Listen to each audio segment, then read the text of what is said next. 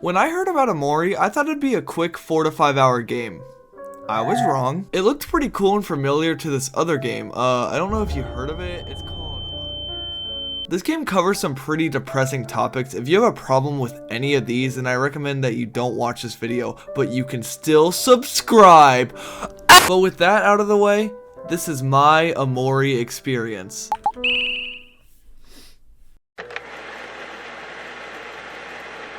The game opens up telling you,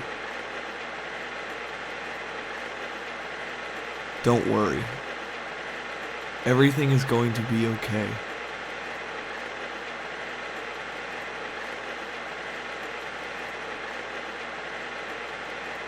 No matter what happens, promise me that we'll always be there for each other.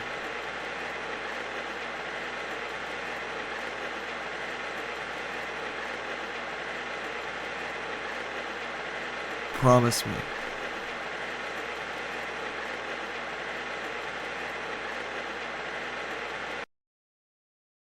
Welcome to White Space.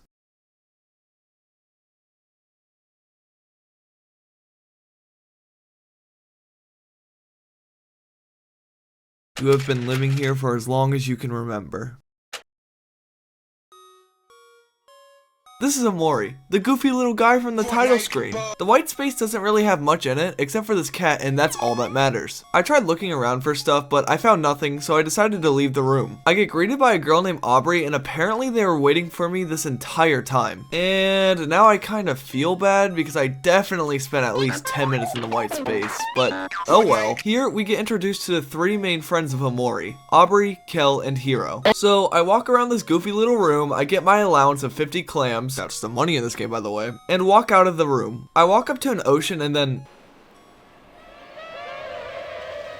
What the fuck was that? Anyways, I'm afraid of drowning, so I can't do much here anyway. I move on to the next area, but I'm scared of spiders, so I can't go to this place either. No shit, can you just walk through the spider web? There's no spiders on it. Come on. Okay. Then, I walk to a ladder and...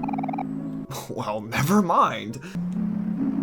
Stop being a bitch. I walk into this park and meet up with another friend named Basil and my sister Mari. We end up talking a little and then go through a photo album with all our memories. And I don't remember any of these. When did I do any of this? I'm only 5 minutes into the game. I don't even know who these people are yet. Basil insists that we should go to his house, so we're on our way there. But first, I had to play some hide and seek, cause why not? I mean, it's hide and seek and all.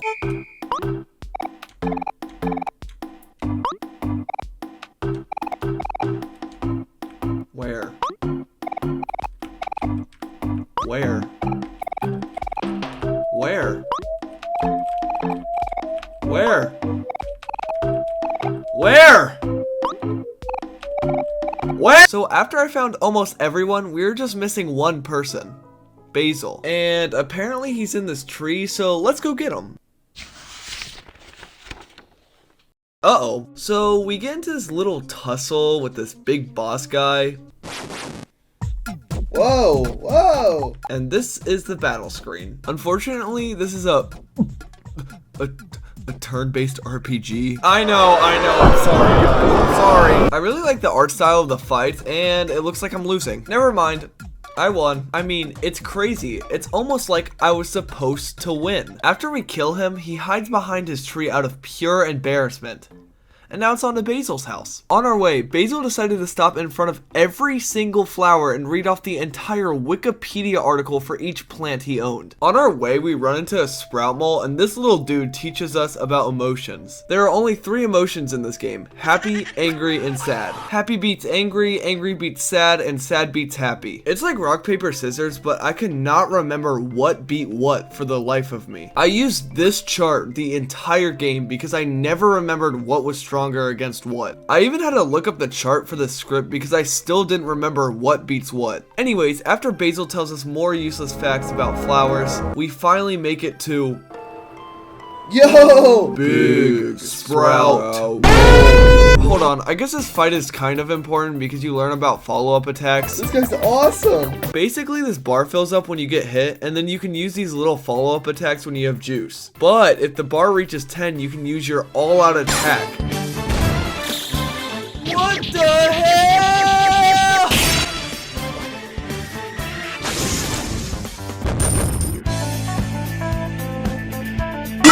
We go into Basil's house after pushing him down, and look how cute it is in here. It's so adorable. I'm just so glad nothing horrible is going to happen.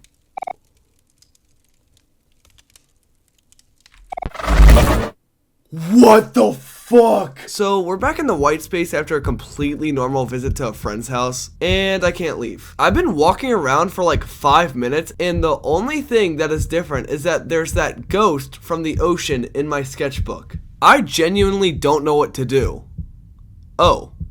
Stab? Stab what?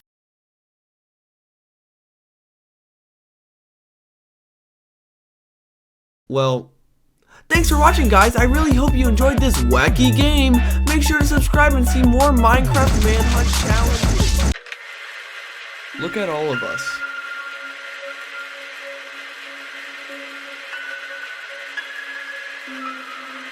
These are all of our memories together.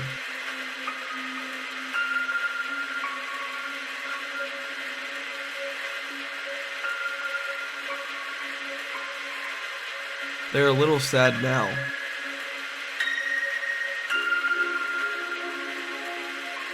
But we should be happy that they happened at all.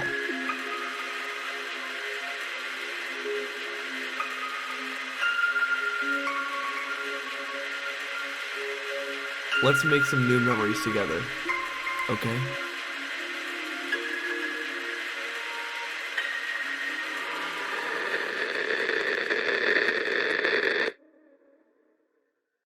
We cut to a boy sleeping in his room, and we get to name him. That sounds about right. Narson wakes up... Narson wakes up to a room filled with boxes, but we learn from his mom's voicemail that we are moving soon. She also tells me that I should pay Kel a visit because I haven't talked to him in a while. I walk around the house for a bit and then this happens. Uh-oh. I think I should go downstairs. Never mind. Never mind. Let's go look at the window. That's not very normal. Let's go look at the window. Let's go. So, since I had to, I started walking down the stairs and... This is fine. This is fine. Oh man, this is fine. Oh, this is No, go back. Keep going down. Don't be a bitch. Come on. You're fine. You're fine. You're hungry. You gotta eat. You gotta eat. Yeah, I know. Let's go eat. Look, a knife. We can make some onion rings. This isn't scary. This is normal. This is normal. This is normal. This is so normal. Holy shit. We cut to this and now we're being attacked by something. Narson is afraid and he can't do any damage back until someone tells us to take a deep breath and calm down. Oh shit. Okay. And it's just that easy, baby. I walk to this doorway, but Narson doesn't seem to want to go into it, so I make my way to the kitchen. I take a steak from the fridge and heat it up. I think that was a pretty good steak. I don't know about you, but I know about me, and I think it was pretty good. I think it's time to go to bed. And after that 5-star meal, it's time to go back to bed.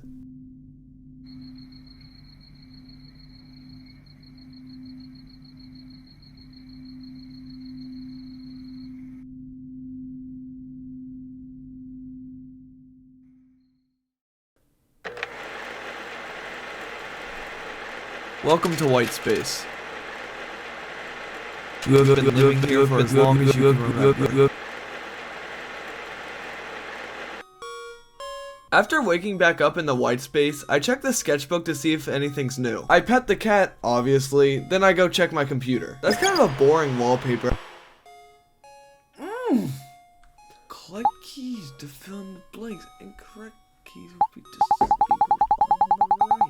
Even though it literally says Hangman at the top of the page, I didn't realize it was much later into the game. Now, I walk out of the white space again, but when I leave, my friends talk to me saying Basil is missing. We leave the area and we are greeted with our first key.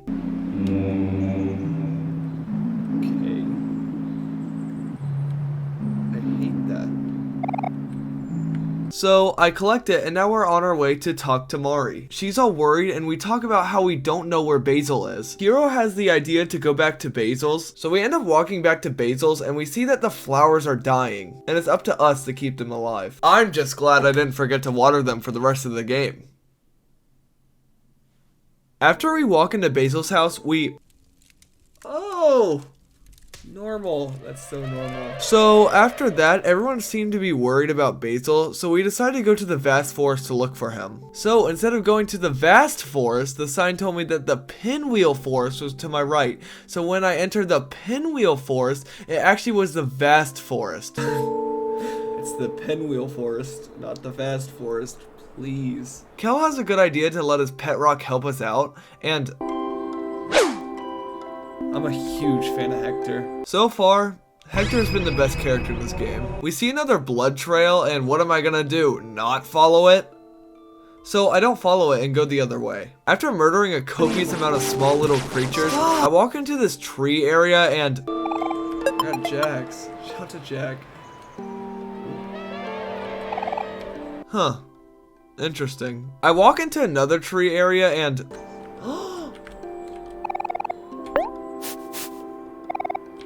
this game lets you pet the dog. 10 out of 10. Thanks for watching. Make sure to Okay, so after a bit more walking around, I finally start to play the game and follow the trail. But it didn't matter anyway because Omori is a bitch and he didn't want to climb up the ladder because he's too scared of heights. After walking back and almost dying to these little guys, I rush back to Mari so she can heal the party back up. That heals us all, then we're fine. That's the healing sound for this game, by the way. It sounds kind of familiar, doesn't it? We get a side quest from this girl because she lost her ball, so we're gonna help her out with that too, I guess. I mean, it's not like my friend just went missing and we're worried about him. No, we'll go look for a ball in the woods. We move on to the next area and surprise, more of that trail blood thing. We come across this key with the letter B and I collect it.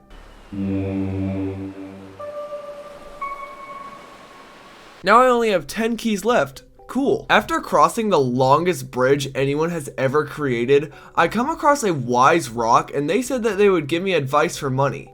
So I paid and give me some good advice.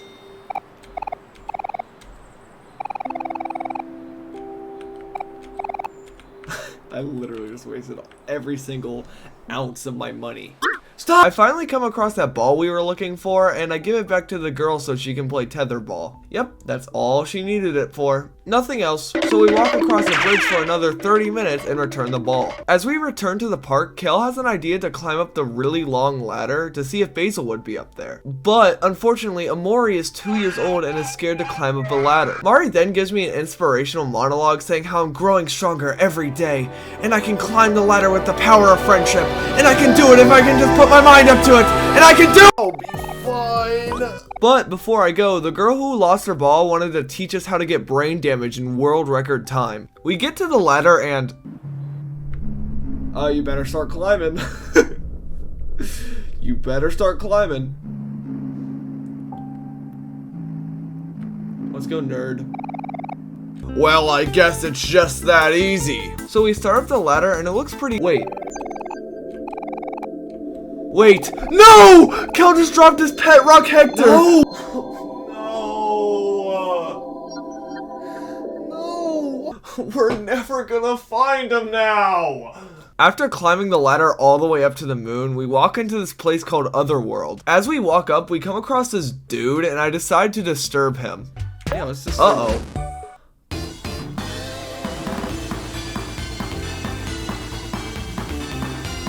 I think I messed up. Who the fuck is this absolute unit? We only can attack certain parts of this guy, so obviously I target his arms first. And with nothing interesting happening, his right arm falls off, so now it's time to target the next one. I decide to heal everyone up before attacking again. Uh-oh. Aubrey sucks. No!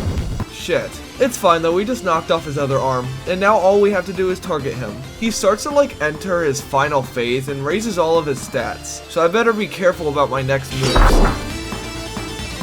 Let's go! Never mind. So after this, my ego is absolutely massive. Like, it was taller than that ladder that we climbed up to get to the moon. We walk up to this space pirate and he talks about someone called Space Boyfriend. He says that Space Boyfriend is basically being lame and not doing anything, so we ask to talk to him and they don't seem to care. I don't know though, I don't really see a reason to talk to this Space Boyfriend guy. Kel then says he might know where Hector is, and I mean, well, that's a good enough reason for me to talk to anybody. So I walk in and I see him laying in his bed, so to try to wake him up, I just started playing on his keyboard.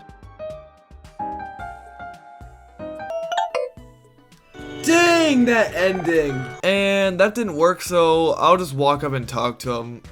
Man, this game sucks. As we start talking to him, he sounds very sick, so then Kel has a great idea to just jump on his bed and shout at him, which is a great idea in my eyes, but for some reason, everyone made him stop. Then a pirate walks in and says he knows how to cheer him up and walks towards the boombox, but when he tried to play it, there was something wrong. The boombox is missing some special mixtape, which apparently makes Space Boyfriend happy. So guess what that means?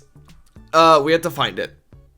Of course. Also, he really isn't sick. He's just lovesick, which is bullshit. Just get over it. It's not that hard. We get a key to look for the mixtape in the junkyard because they said someone probably threw it out. So after opening a secret door, we're on our way. But first, I want to fight the Earth. Oh no. Don't worry. I know how to handle this.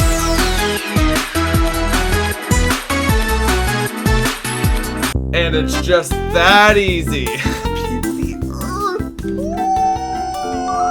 Again, with my boosted ego, I go off to find the mixtape. I find a path of cones that lead to a sprout mole, but for whatever reason, they make me cut a bunch of cones to get to it. So obviously, it has to be important to go down, right? Nope. It's just there to waste your time. Awesome.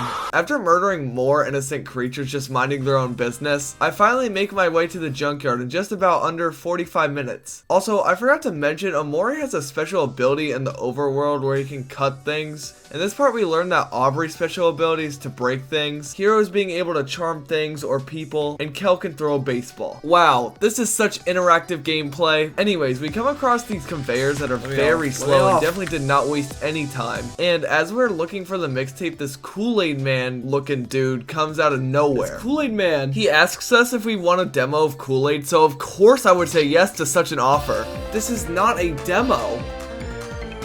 This is a fight. I mean, it's not like anything bad's gonna happen anyway. Oh. Okay, well, whatever, it's fine. I get a key and all I have to do now is open this gate, but first I have to ride all these goddamn conveyors again. After a bit of searching, this dude jumps in front of us and Kel says let's just throw a baseball at his head. So we do that and... oh. Wow. I end up finding another letter to contribute to the hangman puzzle, and I still didn't realize that I shouldn't just be collecting random letters. After hearing a really funny joke, I come across this giant cheese. Aubrey tries to beat the shit out of it, but it doesn't work. And then Hero says he has the perfect solution to our little predicament. So I tag him in and... what the fuck? There's gotta be some sort of kink. After that, we see the sprout mole walk away, and we know it's important because it had a whole cutscene showing us where it went. So obviously we're gonna follow it, and this happens. I'm deaf. Apparently the sprout mole found the special mixtape that we're looking for. And also, she's apparently the #1 fan of this person named Sweetheart. Then Rosa, the sprout mole, says that the mixtape is hers and she will never give it to us ever, forever. We start threatening her and like any sane being, she runs away. I'm gonna kill this eggplant. So obviously we're gonna chase her. Well, kind of chase. I took my time looking for stuff because who knows, I might need stuff for later. It's been about 45 minutes since I've saved, and I went into this area and it did not let me go back to save. No, I didn't save! Oh! Anyways, we found the stupid mole and she isn't responding to us, so obviously it'd be a great idea to walk up to her. I'm dead.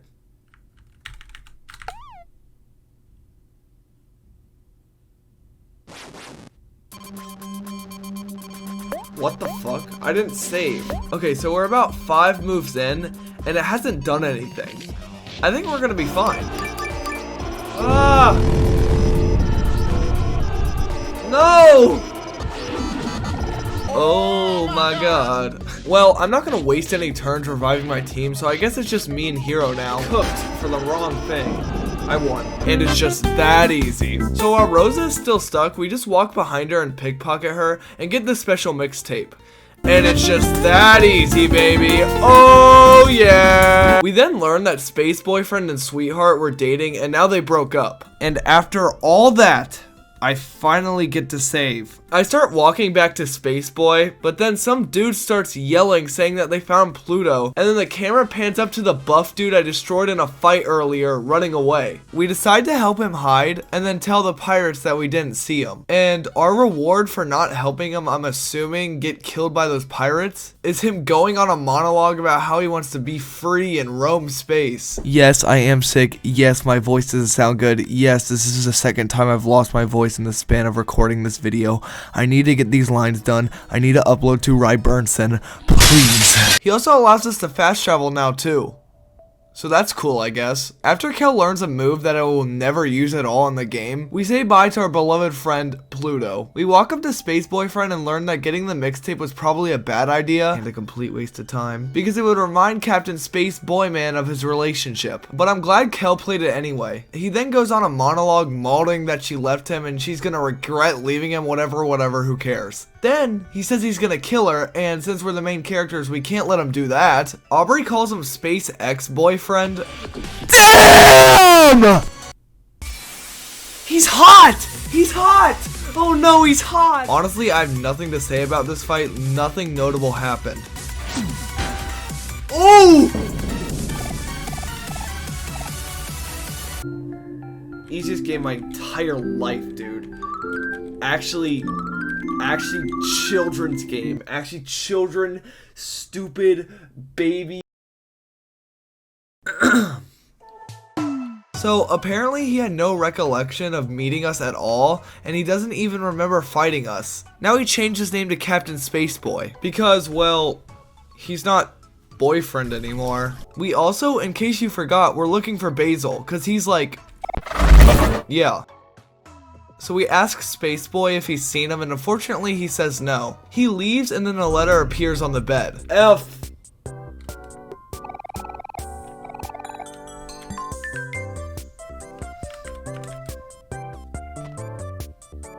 E.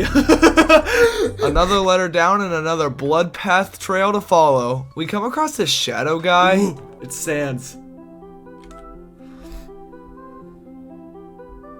Okay. I walk around this mysterious area with random things placed around, and every time I walk up to them, they say something very important, like, watermelons are my favorite part of summer. We're supposed to be following around the shadow guy, but I keep walking around and exploring instead of making any progress. He leads me into this barn, so I go inside and they're standing in front of a picture frame. Roll into the 1,000-year door. I click on the 1,000-year door and start walking down this very normal path. I'm about to sneeze. We come across the letter F, and it's right in front of a dead family photo. Haha, real funny game. Omori literally pressed F for respect. I'm literally low. I get the letter, and F wasn't even a part of the puzzle, so why did it make me get it? A book appears on a stand in front of a photo, and it has some sheet music on it, but all the notes were scribbled out. I walk back and...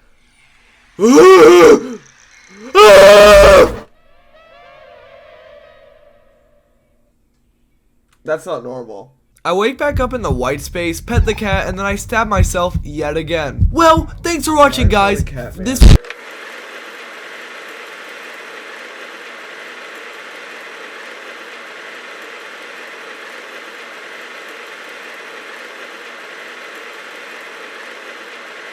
At that time, I saw everything.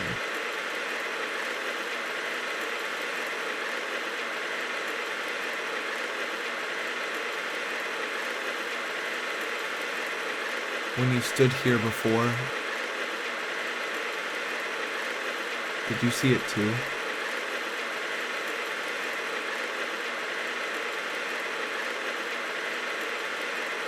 Something behind you. Something's behind me?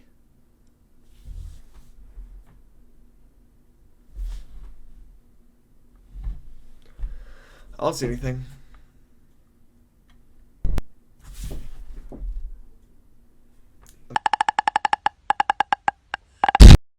Three days left.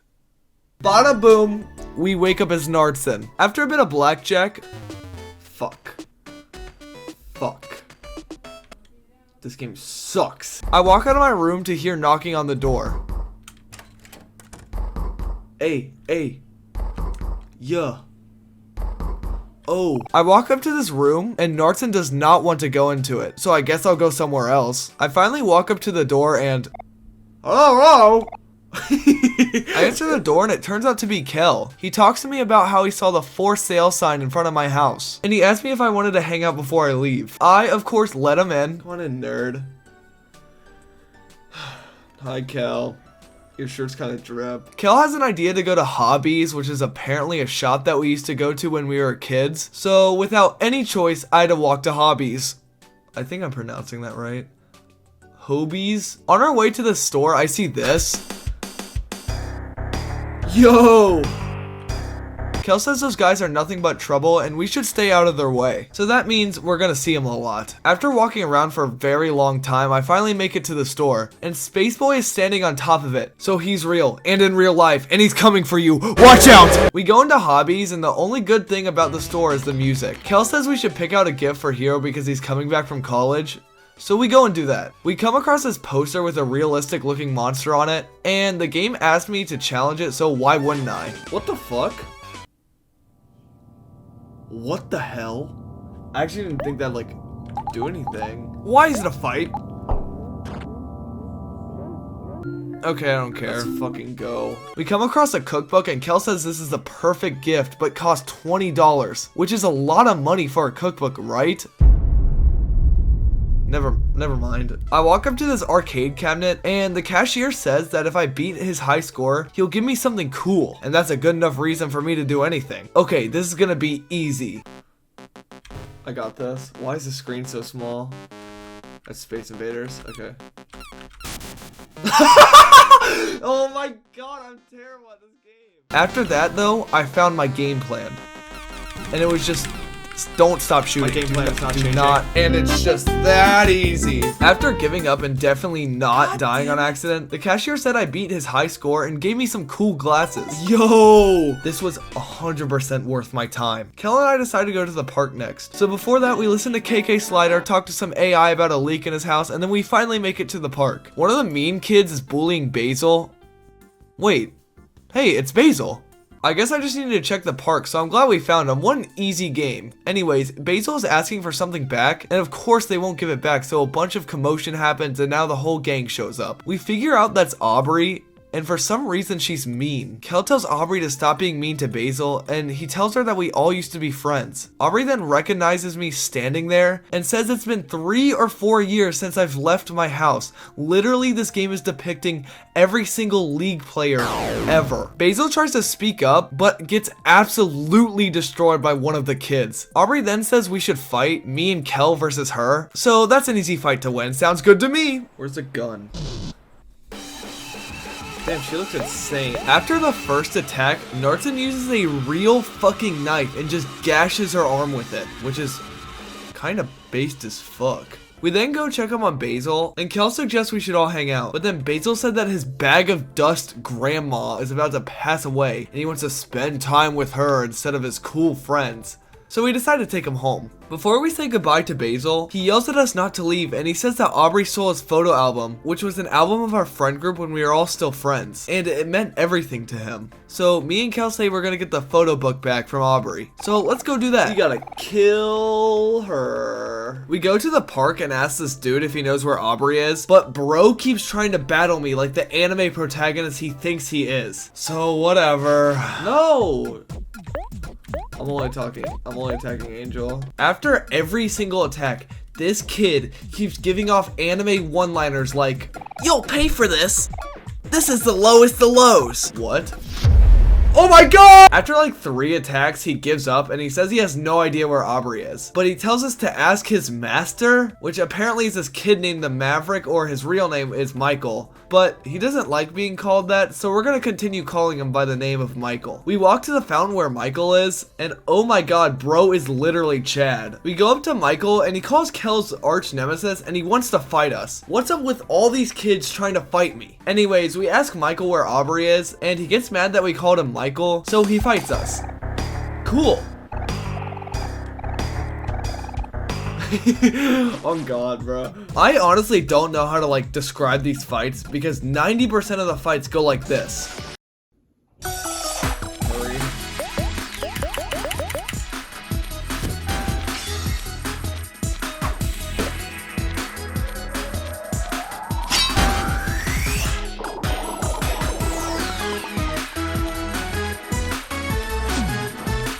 And then it's over. So it's kind of hard to go over the fights in details. Anyways, enough of me bitching and moaning. I beat Michael, and in his final attempt, he tries to Goku spirit bomb me, and it obviously works. And obviously, it doesn't work, and the woman he was just with just straight up leave. So we ask where Aubrey is again, and he said that he'd tell us under one condition. If we call him the Maverick. So it's on to the next people. We walk into the candy store where we find 2 kids stealing. So being the child of God that Kel is, he stops them and asks them where Aubrey is. And they won't tell us, rinse, repeat, whatever. Fight time. You know what? I'm kind of sick of these fights because I just keep doing the same thing over and over. I meet the person, they say I don't like Aubrey or whatever.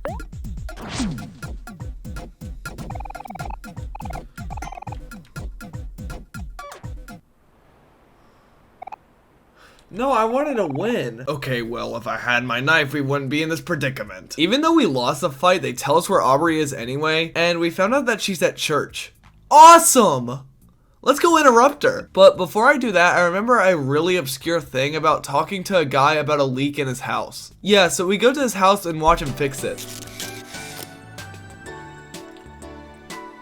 Good job, man. Uh-oh. Get flex tape. He paid me $1 for watching him though. Bro just gives me money. Okay, so now we walk to church and Kel says he's a bit skeptical because out of all the places he wouldn't expect Aubrey to be here. So we go into the church anyway, and I try to disturb everyone as much as possible. Hey, I'm an atheist. But it wouldn't let me. Dog shit game. So we sit behind Aubrey, who is the only different looking one here. It's like, can you guess which one of these are the main character? Anyways, we whisper to her, and obviously she's mad at us for disturbing her and finding her in the church, which is reasonable. So we tell her that she should give back the photo album, and she tells us that it's none of our business. Kel's like, we used to all be best friends. How is this none of my business? And then she's like, yeah, exactly, used to be friends. Shut your bitch ass! Kel tells Aubrey that Mari would be really sad to hear that, and she responds with, you really want to bring Mari into this? Then she says, who cares what Mari thinks? Mari is dead. Holy what?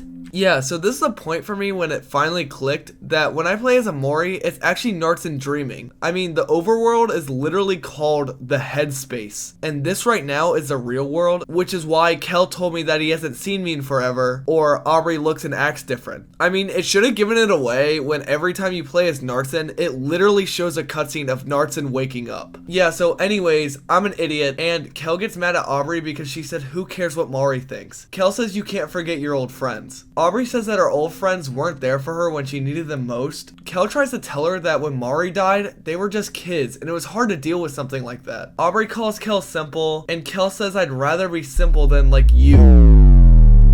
How could you do that to Basil? You know how important that photo album is to him. Aubrey says it's important to all of us. Kel says that it doesn't mean you can just steal it, and she yells back saying, "Is that what Basil told you? I'm the one keeping it safe." He says we aren't leaving until we get the photo album back, and Aubrey tells Kel when Mari died, you moved on so fast, and the reason she's going to church every week is because she's still trying to find peace. Also, she says Kel and her haven't talked in 4 years, and that Kel and I can't just barge back into her life and tell her what to do. Kel still believes that she may act different, but in the end, she's still the same person. Aubrey says that the Aubrey they used to know is long gone. Kel apologizes to Aubrey for not being there when Mari died.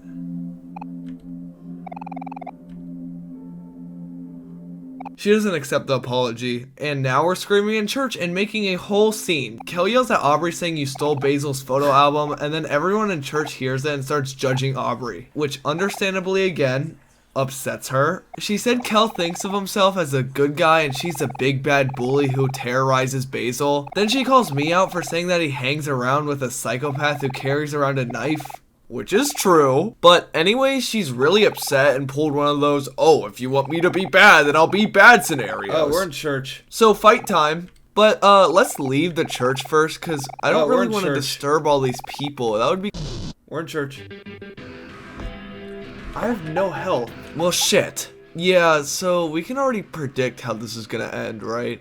Just kidding. I healed. During this whole battle, after every turn, you hear a little gossip from the people watching the fight, saying things like, her clothes are inappropriate for church, or, I can't believe she would bring a weapon in.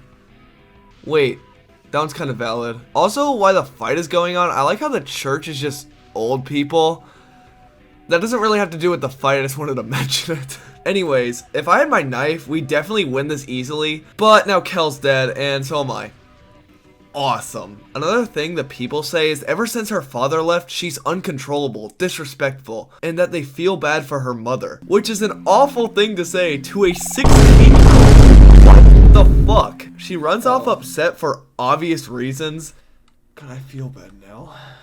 I'm assuming we got a follower now, so let's go. People of the church, God is not real.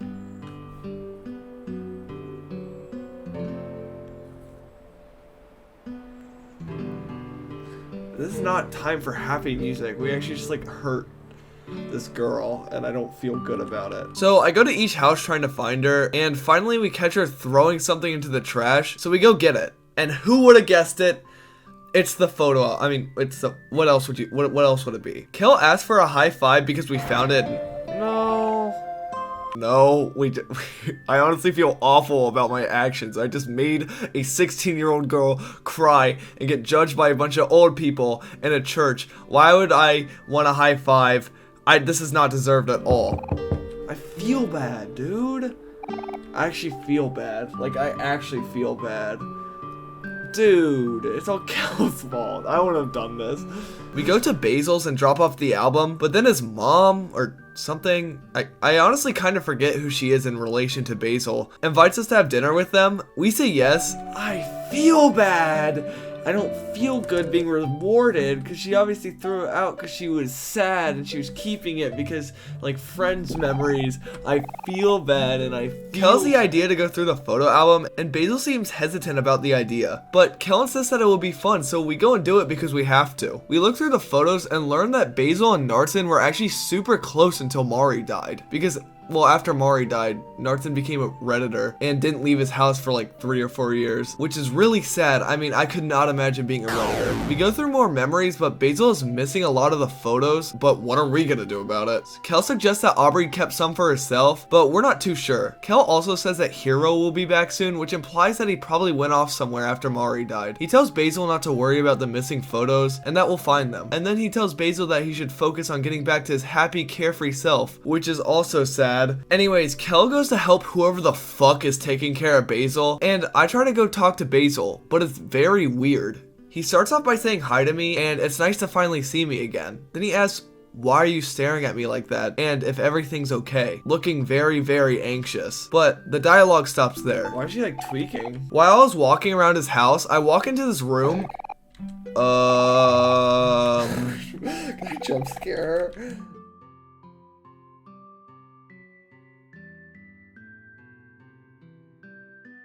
Anyways, I was supposed to interact with this flower, and I get a pretty cutscene. And then Basil walks in the room, which is very awkward. Basil says he didn't expect to see me in here, which is understandable. Basil tries to talk to me again, asking how I'm doing and is everything okay with me? But it's really weird because Narton doesn't say a single thing to him. Do I just not say words? And I think it makes Basil very nervous. He explains that his bag of dust grandma can't hear him because she has been very sick. It's already been 4 years, hasn't it? Can I say something?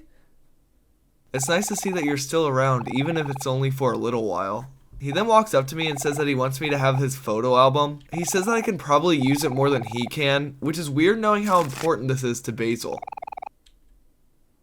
A lot has happened since these pictures were taken. Sometimes it feels like it was all a bad dream. He says it's hard to remember, but he took the photos of what he was most afraid to lose. He says maybe one day things could go back to normal. Then Kel interrupts us by screaming dinner is ready. Thanks, Kel. I feel really bad. The only important thing that happened in this very awkward dinner is that Hiro's coming back from college tomorrow, and that Kel notices that Basil gave me the photo album, and Kel said that's a good idea since Narton is moving. That ends up surprising Basil, and it seems to make him very anxious. He has to be excused right after that, saying that he needs to use the bathroom. I'm worried about Basil, dude. I'm worried about Basil. I need to go. Can I go see him? Can I go see him? I obviously follow Basil because something is not right. I walk into the bathroom and... Basil. Everything is going to be okay. Everything is going to be okay. Everything is going to be okay. Everything is going to be okay.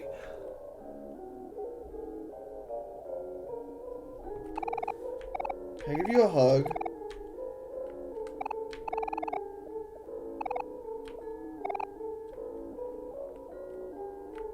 Basil. Narton, why do you look so scared?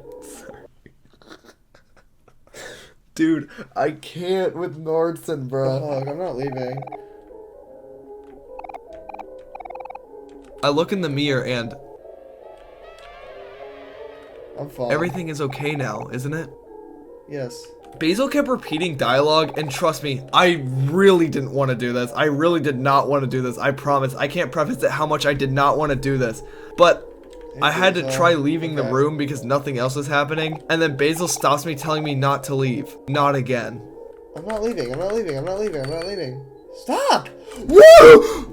Why would you leave? Dude, Narton's actually a dick. Like, I actually hate him. Yeah, so now feeling worse than ever over this fictional character. This game sucks. This game's bad. I hate this game. Narton's a terrible friend. It's time for me to head home being the great friend that I am. I say bye to Kel, but he says he'll be back in the morning.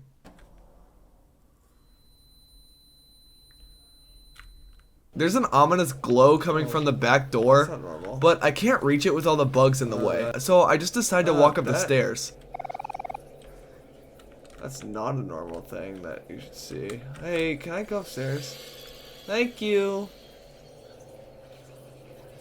The very, very long stairs. What the fuck was that? What was that? Just keep going, dude. You're fine. Stop. You're not all the way up. We make it to the top of the stairs and we see the ghost at the top. I'm more worried about Basil and all this stuff. The ghost disappears and it turns into who we can only assume is Mari. Fucking hell. She gets taken by something. Go. Ew. Okay, well that scared me a little bit. God damn it. Narton is afraid. I try attacking it, but it does nothing. Something tells me to clear my mind, and I remember how to focus. But first, I have to calm down. Then I focus.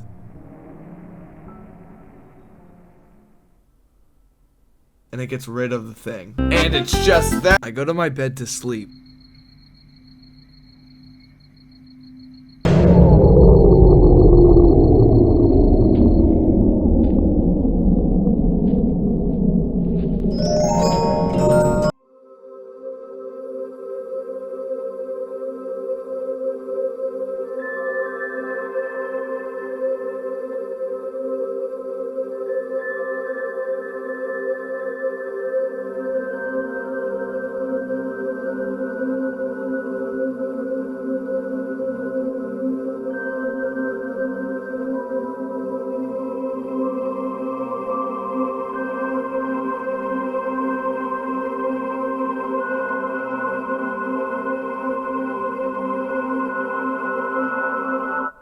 was expecting that to happen. Welcome to White Space. I walk out of the white space and Aubrey welcomes me back. We walk up to Mari and she hugs me telling me to stop disappearing. Everyone talks about how they miss Basil and that we need to find him. Mari tells us that we need to go look in the spider forest, which is awesome because I actually love spiders so much.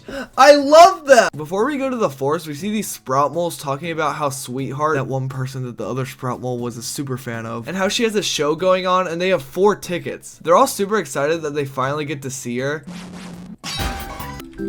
Let's flip it and go. So after randomly coming across 4 tickets, I still have one more thing I have to do before I go to the forest. Go get Hector, because I really miss Hector a lot. He has to be here. Hector! No! I hate this game. That ain't no regular rock. Alright, it's time for me to go to Spiderville. We walk up to the web and...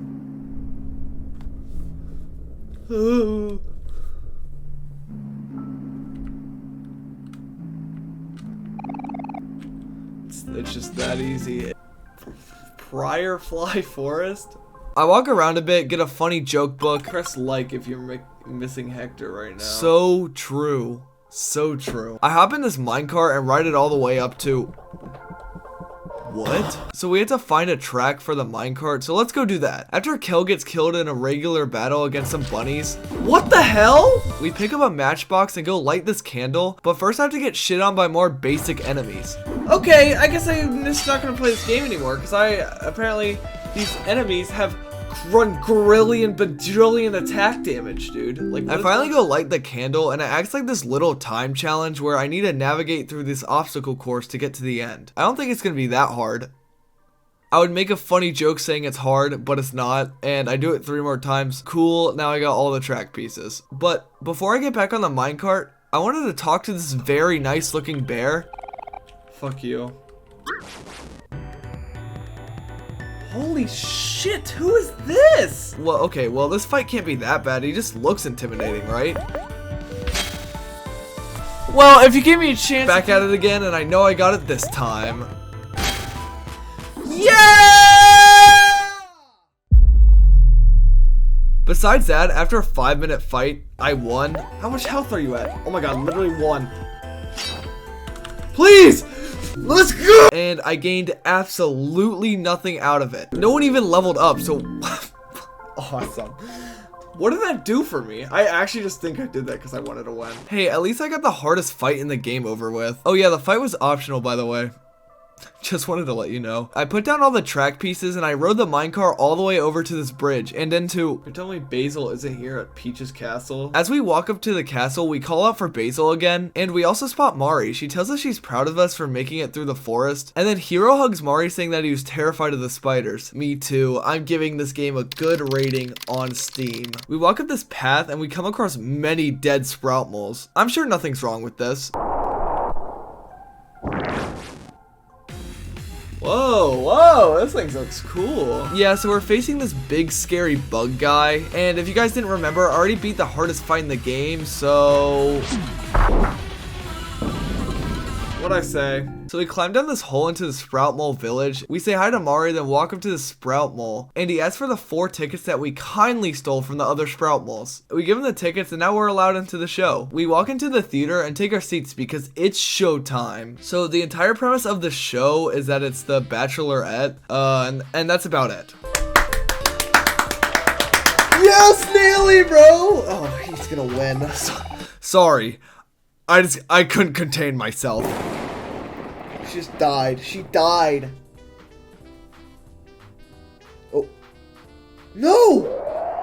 No! I was cheering for him! Okay, so now the power's out, and of course, we have to go fix it. Nothing interesting really happens besides this. I'm screenshotting this. And this. No!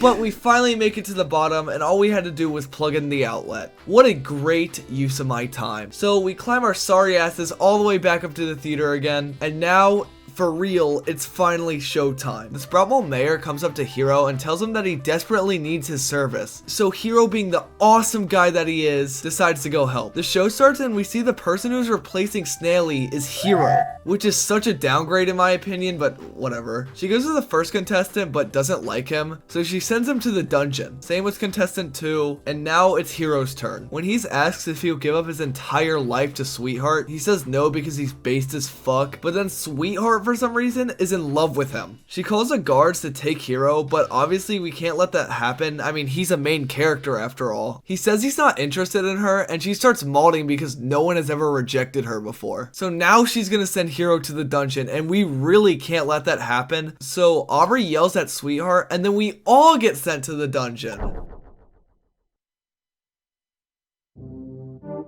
Thanks, Aubrey! Now we have to find a way out of here. How are we gonna do that? Oh. The jail cell's unlocked. After a bit of searching, we find an underground pathway and meet up with Mari. After walking around some more, Kel throws a baseball at a button and it removes some more spikes, and then for some reason this other mole is just blocking the button. So that's awesome. We come across another cell with a letter, so we grab the letter I.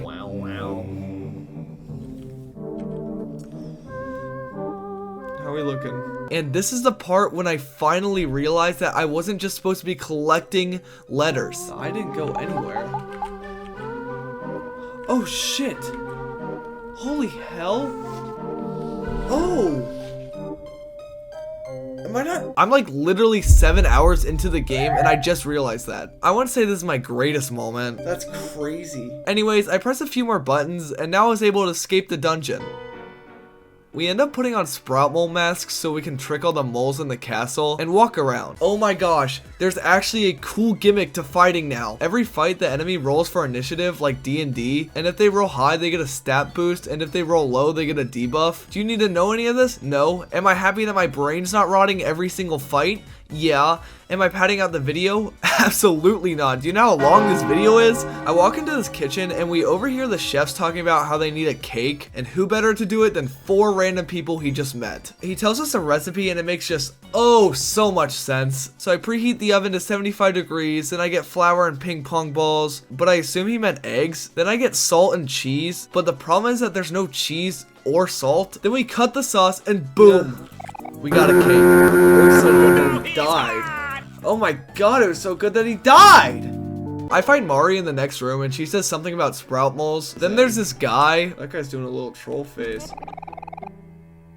So de ma chambre au j'appelle les freaks. Sword?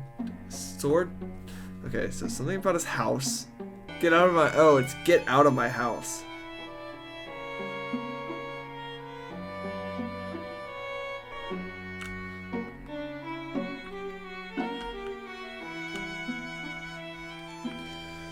He's doing a little troll face.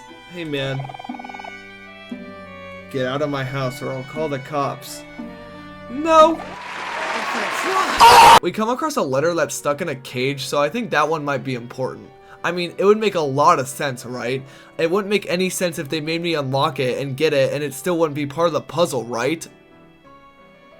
Nope.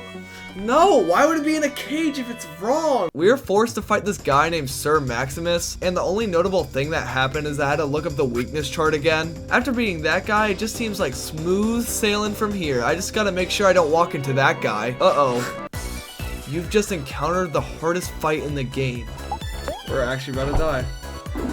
Don't die, no one die. Don't die! Gosh! I'm so mad at myself that I'm reloading the save file.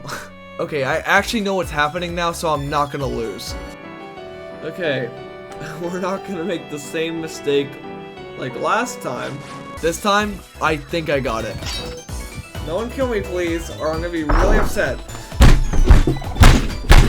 Sucks. This game sucks. This game sucks. This game sucks.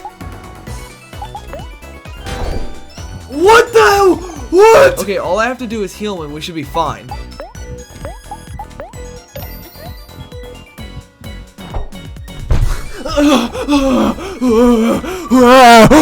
Alright, I promise this one's gonna be the last time.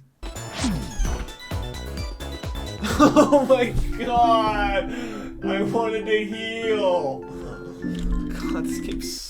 After I absolutely destroy the common enemy that you see everywhere on my first try, I walk into a ballroom where I found another letter. And thank God this one actually added to the puzzle, because the thing he hung on was finally drawn. So to avoid more things being drawn, I was trying to figure out some words. And I came up with this word right here. It's either blank or black, but for sure an L had to be in there. If you actually think about it, this shows some Ry Burnson character development, ladies and gentlemen. I'm actually planning ahead, and this shows some very deep character development. Anyways, it's time for a movie.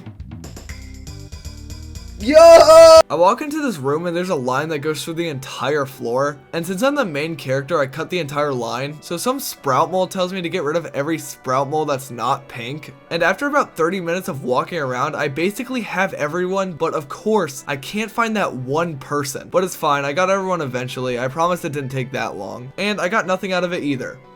Great. I take this elevator and it takes me to Sweetheart's room. This sprout mole asks us to destroy the statue of Captain Spaceboy. We do that, leave, and now we're fighting a new guy named Sir Maximus II. But he's not that good, and the only notable thing that happened is I had to look up the weakness chart again. Next, I walk down this chamber dungeon thing and find this. It's named Keeper of the Castle, but I thought it was some distorted desire that I was trying to steal. I don't know where I came up with that though. Anyways, it tells me to return to it once Sweetheart leaves and never comes back, so I'll make sure I do that.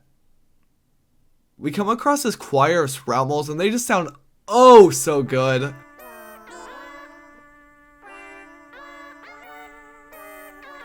Dang. So to help them, we just throw garbage at them and wow, look at that. Look, Sir Maximus III, and nothing notable happened except Kel died. After we killed him, we walked to the front of the castle and it cleared out, so we were able to walk outside. I walk up to the Sweetheart statue and I ask for a password, but of course I have no idea what it is, so I gotta look around for the answer. After I walk around for like 10 minutes, I figure out that I need Kel to throw something at the Sweetheart statues because they shoot at you when you try to walk past them. Once you do that, you bully the guard until he tells you what a part of the password is. Then you do that 3 more times, and then the password comes out to be sweet jelly-filled donut. What? The statue opens a secret passage down in this thing.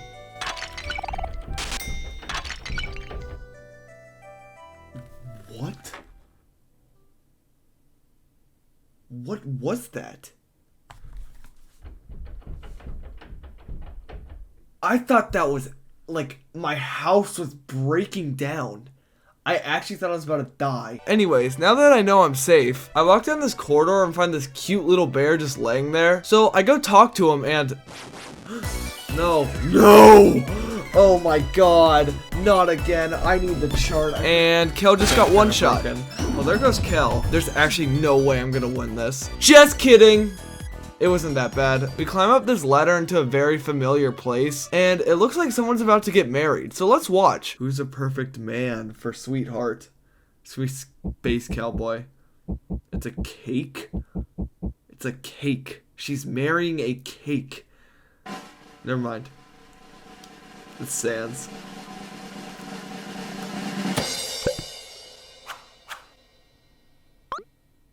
Who is this? Why are they covered in cum? So that happens, and then they're like, oh, the only one capable of marrying Sweetheart is Sweetheart herself. Wow. Who cares? Right before she marries herself, someone shouts and objects her marriage. Who? It's Captain Spaceboy. Fucking Aubrey, dude! God, Aubrey then gives some garbage-ass speech saying that she's making a mistake marrying herself. Blah, blah, blah. Who cares? Then Sweetheart asks Hero to marry her again, and Hero, being the absolute gentleman he is, says no. And then Sweetheart starts malding again because she got rejected for the 2nd time. Then she says Hero is jealous of her because she's everything he's not, and now she's trying to kill us. Great. All I remember about this fight is that this song goes hard as fuck, and also her gimmick is that she always makes herself happy and makes everyone else angry, which, according to the weakness chart, happiness is strong against anger. So to beat this, I just ended up making everyone depressed. Now we're on the 2nd phase, and what she does is make everyone stay mad, and emotions can stack on each other, meaning if you were 2 times as mad, she's 2 times stronger towards us. Anyway, she one-shots my entire party. Well, except Omori because he has claw armor. Oh. Well, it didn't matter anyway. Back at it again, and she's so happy that she turned the sharpness slider to 1000%. But who cares, because we won. Let's go. She's mad because we won and tells her guards to throw us back in the dungeon again. But then we hear this goofy little sound effect.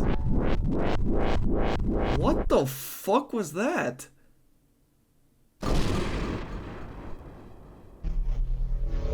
Captain Space Cowboy. Or whatever. Holy shit, it's Captain Space Cowboy! Sweetheart yells at him saying that she told him to never show his face here again. Then he calls her my sweet jelly-filled donut, and I guess that explains a goofy-ass garbage piece of shit password. And then he asks for another chance. Yeah, and then he asks to marry her, and she says no and leaves. I'm just joshing you, they get married. She asks for a button. The button. She's gonna blow up her castle. She's going to blow up the castle. I knew it. I told you. I told you. What did I say? I told you. He's not coming. Bro already broke through. Why would he have to break through again? This game is so flawed. This game sucks. That was so cute and sad, and I'm crying now, and I loved it, and it was awesome. I tried walking out of the castle, and...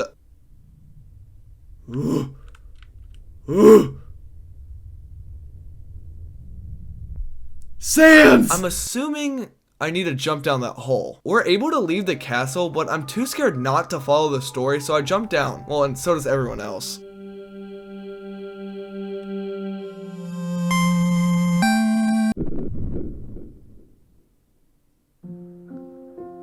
Undertale music. We're literally in that place in Undertale. Like where the flowers talk to you. It's literally the exact same thing. It literally is! This thing is talking to me! This thing is literally I think I was supposed to listen to the flowers, but I just ended up picking up books, and each one of the books talked about something different, but every name was boxed out. I'm assuming that's important one way or another, but I never looked into it then, so why would I do it now? We then pick up a book that says, if only he can watch the last hour with us. If only he didn't have to play the violin. And then the game makes a really loud noise. I walk over to it and find the letter L, and remember when I was trying to find out what that word was? So I knew that the L fit perfectly with the phrase already. I am so smart. After I picked it up, a hole opened up in the wall, and it asked me to look through. And what was I gonna do, not look through it?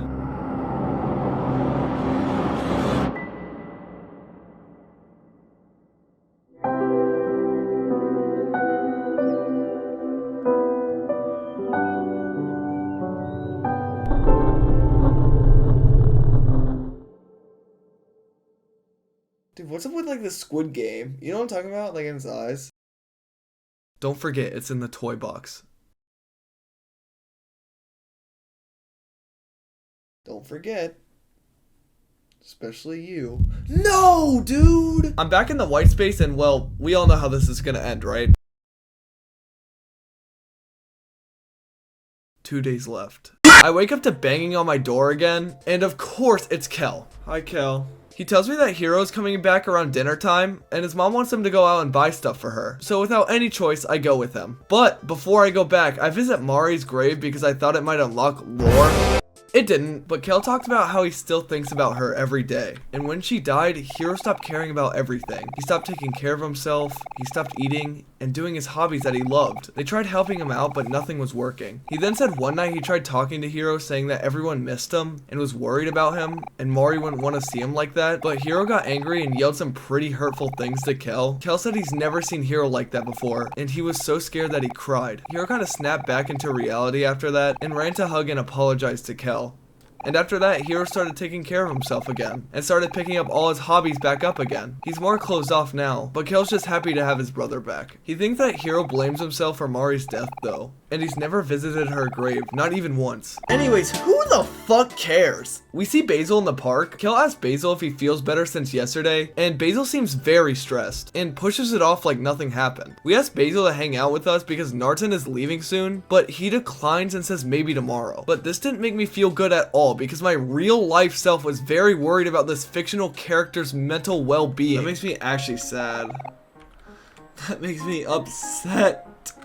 I want to hang out with Basil because I'm worried. I'd be like, no, you're staying with us. Kel tells me we gotta stop at Gino's Pizza and then the bakery and other mart. So let's go do that. We walk into Gino's Pizza and spot Aubrey's gang sitting at a table. They're talking about going to their secret hangout spot later. So I can't wait to crash their hangout later. But right now, I'm gonna pick up this sandwich from this pizza place. Before I leave, I try to talk to Aubrey, but she just ignores us, which makes my real life self feel even worse. Whatever. We go to other mart after I beat Kel in Rock Clash.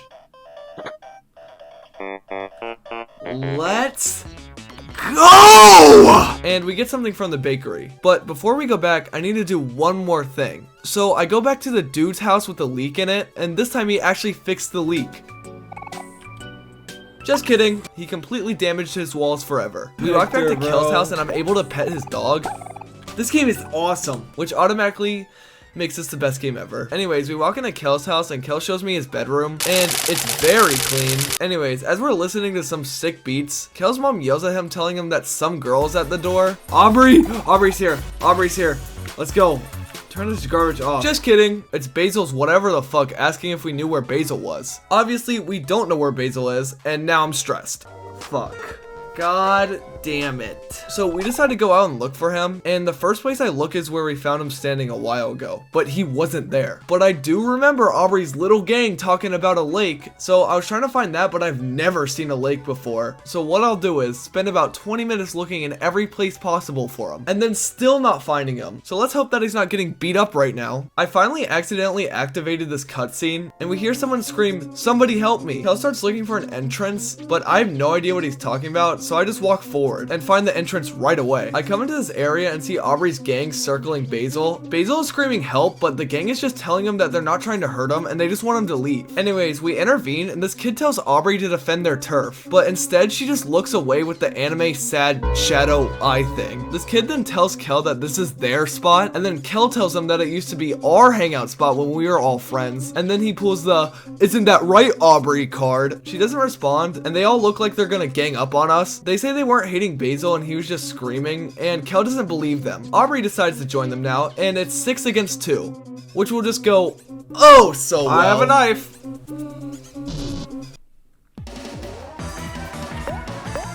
Just kidding, I lost immediately.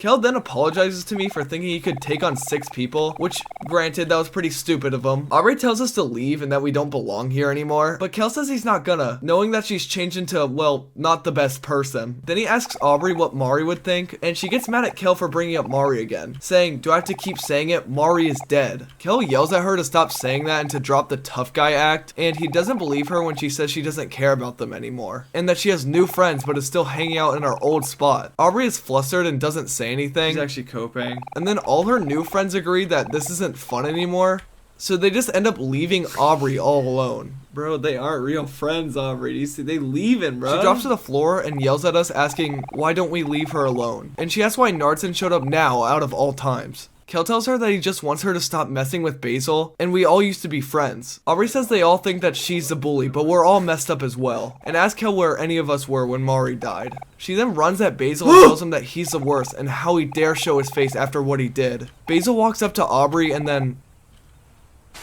oh my fucking god. Go! Jesus Christ. She obviously didn't mean to do that, but we need to save Basil right now. Kel tells me that he'll keep Aubrey busy, but I need to go save Basil. Go! Go, dude! Kel's asking the dude who's afraid to swim to save someone from drowning. No, I don't want to save Basil. Fuck you. I'm back in my house and I see Mari down the stairs. And I walk towards her and she walks away, but I follow. After a bit longer, she turns around and walks closer. Mari, please. I gotta save Basil, dude. I don't know why she got closer to me. That was kind of goofy. Hey, Mari. Hey, Mari. Hey, Mari. Hey, Mari. Hey, Mari. Hey, Mari. And she finally walks into the darkness. I follow and there's a knife right in front of her. I pick it up and... I'm gonna kill Aubrey. I'm just kidding. Troll face! That did not pleasure my ears. Again, we're fighting something.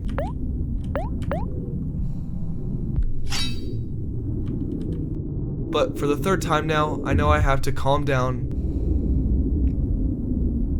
It's that easy. Focus. It's that easy. It's just that easy to do. And persist.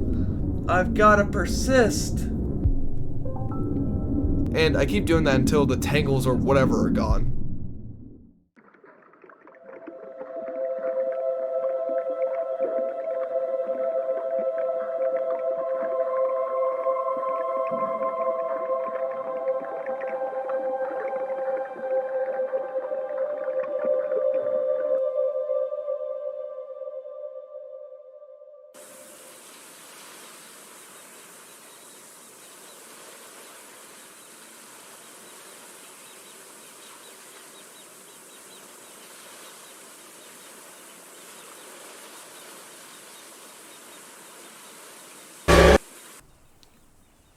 I wake up next to Basil and Hero. And Hero, being the absolute Chad he is, picks up Basil and carries him home. Aubrey asks us where we're going. What do you mean? But Kel yells back saying, "Don't you think you've caused enough trouble?" And then we leave her. We carry Basil back to his house and Hero brings him into his room. Hero said he heard a lot of commotion at the old hangout spot and went to see what was happening. And he was just lucky to find us. Hero was really surprised that was Aubrey and that she would do something like that to Basil. But he was pretty sure it was just some kind of misunderstanding. Hero asked what happened while he was gone, so it shows that he doesn't really know about the whole Aubrey changing thing. I feel bad. God, I play as Narton and I unironically get depressed. We see Michael standing outside of his house saying that he senses an evil presence coming from inside his home. So I decided to take a look and oh, what the fuck is this person's house? they're Christian. Why would you live like this? That makes a lot more sense now. We walk back into Kel's and Hero's house, and Kel asks Hero if he wants to look through Basil's photo album while they eat dinner. Hero says yes, but is surprised that Basil gave his photo album away. Anyways, one more look later, and Kel mentions to Hero that Aubrey took some of the photos, and that's why they're missing. But Hero realizes that Mari isn't in any of the photos. So that basically means Aubrey's just keeping the pictures with Mari on it to herself. Hero asks if we can see Narton's house one more time before he leaves, and his mom gets super upset at him for wanting to leave even though he just got home. So before we go to my house, we grab some flowers for her, give her the flowers, and now we're at my house. It's a little bit weird that they're just going to hang out at a house with absolutely nothing in it. Kel and Hero talk about all the good times they had in here. Then Kel walks to my back door and says it's too dark to see the treehouse. Kel has a fantastic idea to spend the night in the completely empty house. So to get them settled in, I give them a little tour around the house. A little tour around the house.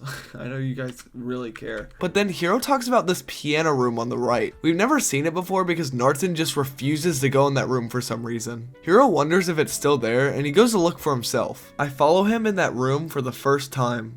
And it's just some regular piano room. I don't know why Narton would refuse to come in here. I mean, what's so bad about this piano room? There's literally like nothing in here. Okay, Hero asks me if I still play violin, but realizes that it's already been packed up. He says I used to play a song with Mari that we would play over and over. He mentions that the piano is Mari's and he's glad someone is taking care of it. God, it's so weird that I'm just not saying anything. So after that one-sided conversation, I follow Hero and Kel upstairs until I hear a faint piano playing. I walk into what I'm assuming is Mari's room, and we find her standing there. Mari. She fades away. I walk into the bathroom to check the mirror and... great. Finally, I walk into my room and see the sick fort that Hero and Kel built. Kel falls asleep basically instantly, and Hero tells me it's probably been hard sitting in an empty house, especially without Mari. He also apologizes for not being there more, and he says that a lot of things are different now, but Narton has stayed the same. He also wished that Aubrey and Basil were hanging out with them too. Then he goes to sleep. And I mean, if everyone's asleep, I might as well too.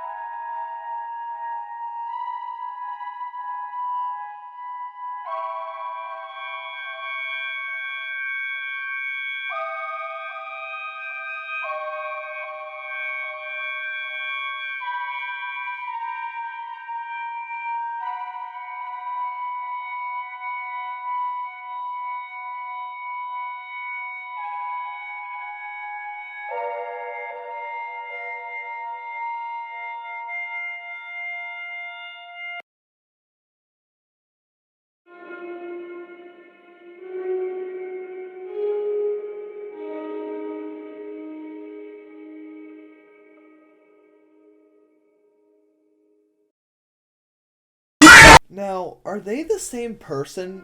I feel like this is like a dream world. You know what I'm saying? Yeah, it took me that fucking long to figure this out. Anyways, I wake up and there's no music and everyone is gone. I walk out to the park where Mari is and no one is here. I try to walk in the direction of Basil's house, but fog covered the entire forest. So I walk the other way to the ocean and I find Mari on the boardwalk. She says that everyone is gone. Well, no shit! She says that maybe everyone is across the water. She asked me to join her, and of course I do. This is the first time Mari has ever really been in the party, and I think that's kind of cool. Anyway, since Mari is here, she helps me overcome my fear of drowning.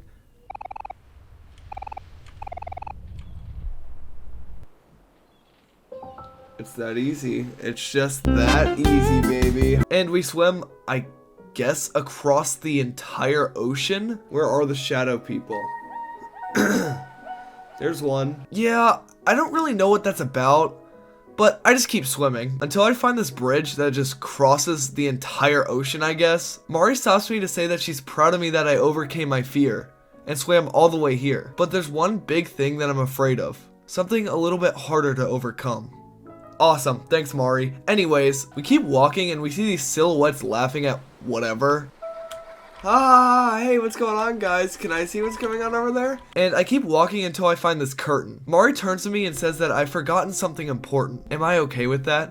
What? Then she pulls a religious figure and walks on water just to tell me that I've seen this curtain before. She then says it's not her place to say, but she hopes Nartzen is still there, and she really misses us. Okay, I knew it. Okay, so Nartzen is Omori. Actually, complete groundbreaking stuff here, guys. You guys wouldn't get this at any other channel, only here on my birds. She said Nartzen, and I'm Nartzen, but I'm also Omori, but Nartzen's Omori. Okay, we get it. We see Mari after a flash of light, and how she appears in the real world. She says, "Goodbye, little brother," then walks through the curtains. And behind the curtains, there's this portal with these scary eyes. So obviously I'm gonna go in it. That was a goofy little sound. I find a well and start climbing down it, but at the bottom of the well, I find another letter. M. And thank God that works. I find myself in this underwater city, but I still can't find anyone. So I get in a car with a complete stranger and we kill someone. Let's go.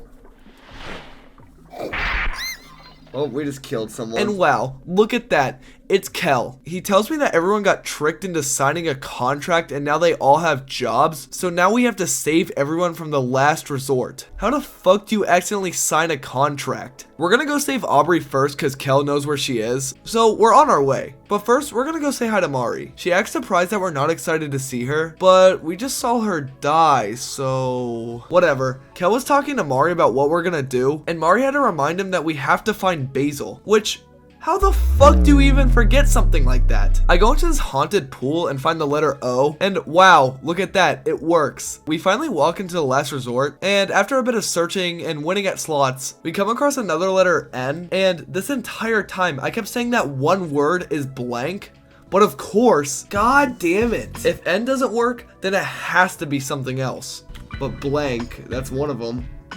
I'll tell you right now. No, it literally can't be. Also, I found out what the other two words were. It's welcome to whatever, whatever. So after finding that out, I come across the letter P, and that fills out the word at the end. So with one more letter, it's time to go get Aubrey. We walk into the elevator, and Mari has this whole ass picnic set up in there. Anyway, Kel says we need a cool key card. That's actually what it's called. To access the 5th floor. I mean, it would have been a little bit helpful if he would have told us before, but it's fine. No, I'm fine. Yeah.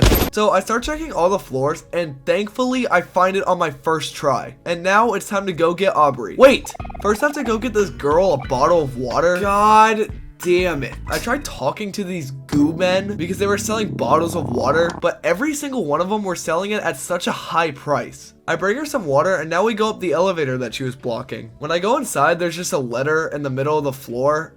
So what am I gonna do? Not pick it up? There's no way Q is gonna be a part of the word.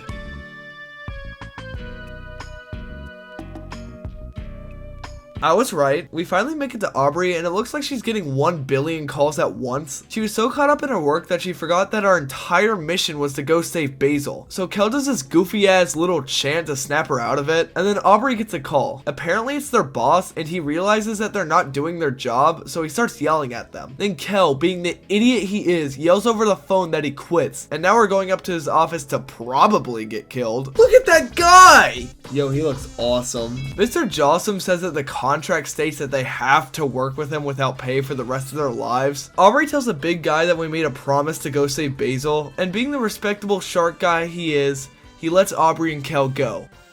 Oh, yeah, we also got to get Hero, but apparently he's the best worker of all time, so Mr. Jawman doesn't want to give him up, and we have to remind Hero that we need to save Basil, and I still don't understand how you can forget something like that, but anyways, Mr. Jaw doesn't want Hero to leave, so he's mad, and it might be— I think it's boss battle time. The gimmick with Mr. Johnson is that he keeps summoning bodyguards to protect him. And look at that, Kel's already dead. It's whatever, I revive him and then he— I love this game. I love this game so much. It's so awesome. Okay, we finally kill the guards and now he's mad. But it doesn't matter because we won. Easiest fight of my entire life. Jawbreaker tells us that Hero wasn't the only good employee and there's actually a better one. No! Pluto starts doing this stupid thing and starts striking a pose, and yeah, what is that gonna do?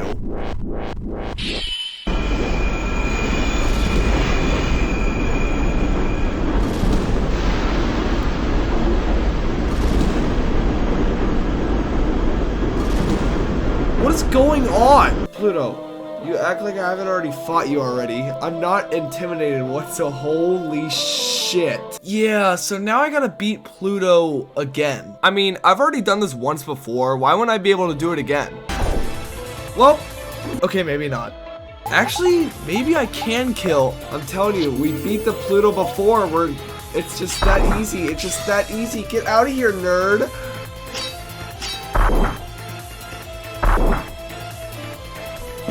Easiest fight of my entire life! Get out of here. Leave. Leave.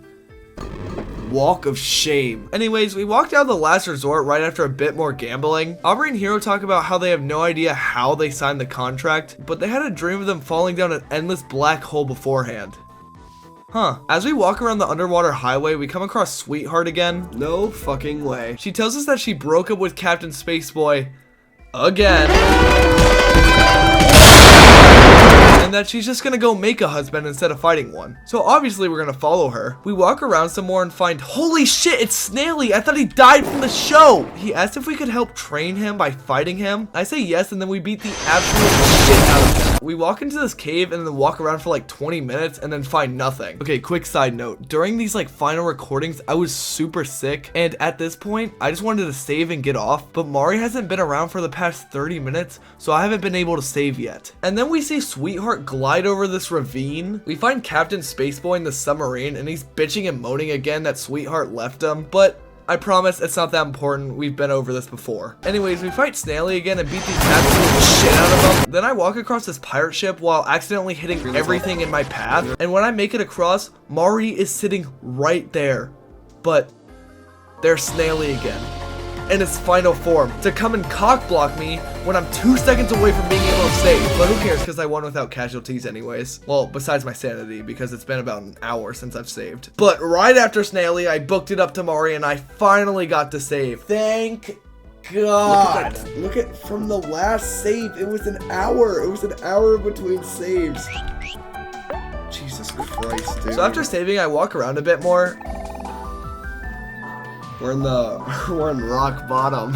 And then we find another letter S, and it works, unsurprisingly. Then I take this bus into rock bottom, and now we're in the middle of nowhere. We stop and start talking about how Basil would like all the cool plants around, and then Hero turns and asks us if we still really remember what Basil looks like. Hero mentions that he's already starting to forget Basil, and he only really remembers his personality traits. Kel and Aubrey agree that they forget really why they miss him, but even though they're forgetting, he's still our friend, and we gotta save him. So after playing a guessing game with teleporters swimming through a long cave, I come across this tree-like thing. The tree talks to us like a normal tree would and tells us that it will answer questions that we've forgotten.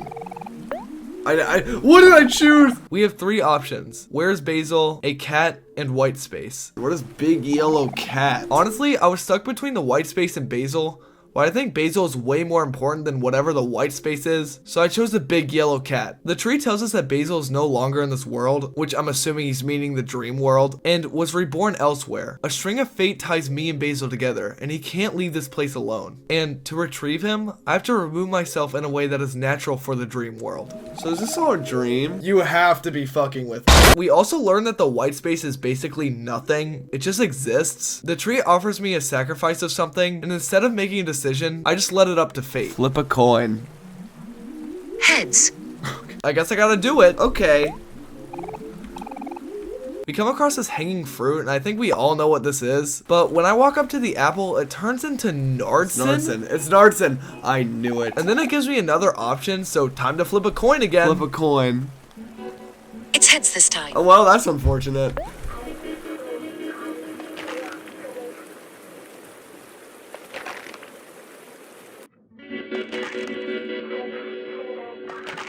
Okay, bro's really going to town.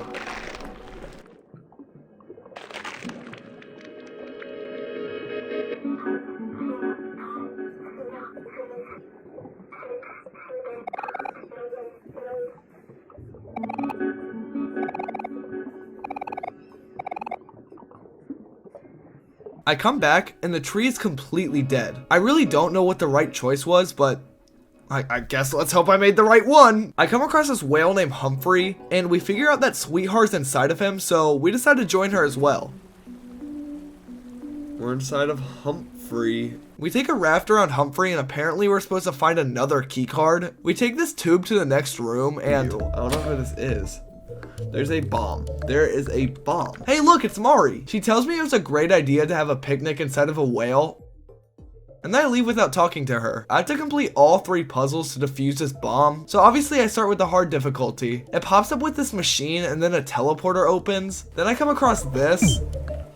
What the fuck is that? That didn't help with anything, so I guess I'll just play a guessing game with teleporters. But it keeps spitting me out the end, even though I kept making it through the entire puzzle. But what I didn't realize is that the background is actually the answer, because the colors that flash in the background is the colors I need to cut in that order. So after I figure out that obvious one, it's on to the next one, which is this computer. So I log on, and the goal is I have to beat Minecraft in under 10 minutes. But it wasn't that hard. I just pulled a dream, and I was able to do it pretty fast. After walking around in this conveyor area, we come across this camera. Kel mentions that it's like all the other photos that were taken of them, but Aubrey is like, oh, you have pictures of us? Where? But then Kel's like, the photos get taken when we least expect it. And then Aubrey has no idea what Kel is talking about. Obviously, he's talking about Basil, but they're slowly forgetting him, which is sad because I like Basil. But who cares how I feel because I got the password. Oh yeah, I had to find a password for the computer. I didn't have to beat Minecraft. That was a funny joke I came up with. Wasn't it funny? So I defused that bomb, and now it's time for the final puzzle. And it's a 9-tile square thing, and all I have to do is insert the correct pattern. I get the pattern after a bunch of people showed me it, so I do that one, and another teleporter opened up. We come across Sweetheart bothering this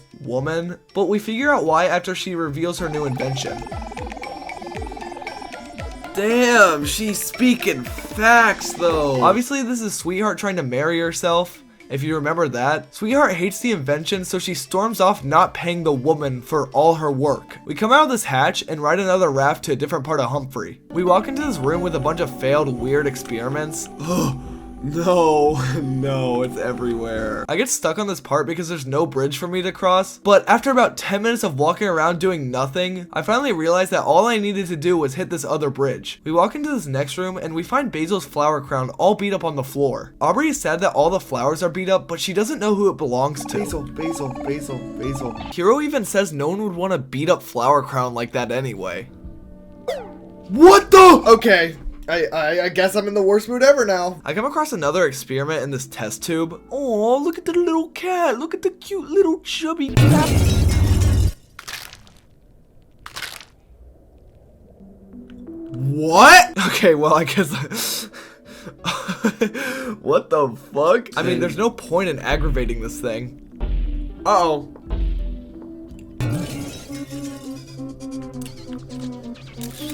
Or dead. Okay, let's run it back. All you have to do is run away from this guy, but you're supposed to hit these certain pegs. I really don't know what this is. It took a bit for me to figure out, but after a little bit, I finally got the hang of it. I want watermelon, dude! Bozo spotted! Bozo spotted! Okay, fine. Oh my god, dude. I want the watermelon. I'm dead. Why did I learn something there? Why did you learn something to me? After a little bit, I finally made it to the end. I just have to make it past this part. Come on. Come on. Oh, but there's a thing. I need it. Okay.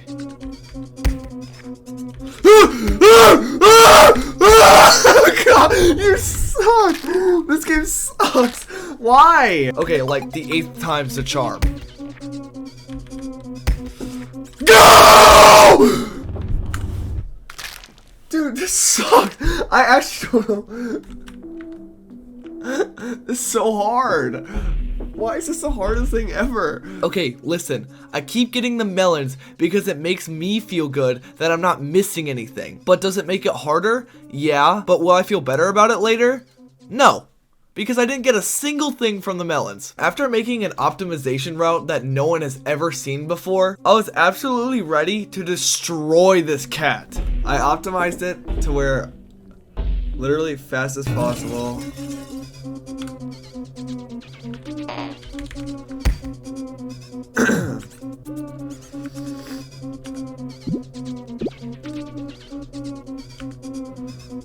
I'm gonna actually speed run. Okay. Yeah. I gotta learn refresh here for some reason. I get watermelon juice. Boom. Literally the most optimal. The most optimal ever. The most optimal ever. That's what I'm saying. And look at that. It wasn't even close.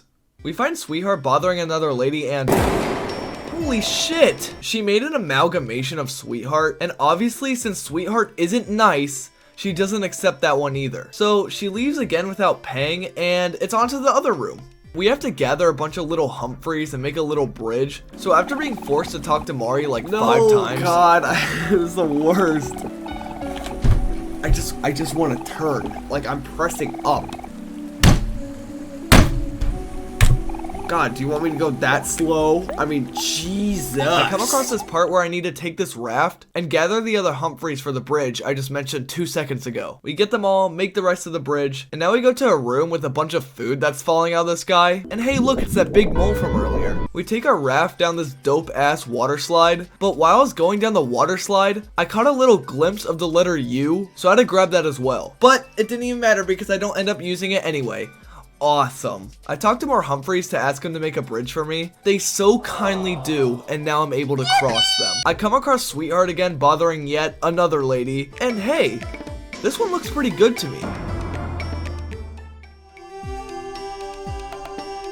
So after the 3rd try, they finally made a perfect Sweetheart. But Sweetheart, of course, doesn't like her. Whatever, we grab her keycard, give it to the big Humphrey, and he lets us go downstairs. Then, we catch Sweetheart walking away from all the scientists from earlier, and they're yelling at her because she didn't pay them for the creations they made. So instead of Sweetheart being a responsible adult and paying, she just offers us as a payment instead. What? That's not how it works. That's not how it works. Also, I think they killed Sweetheart as well.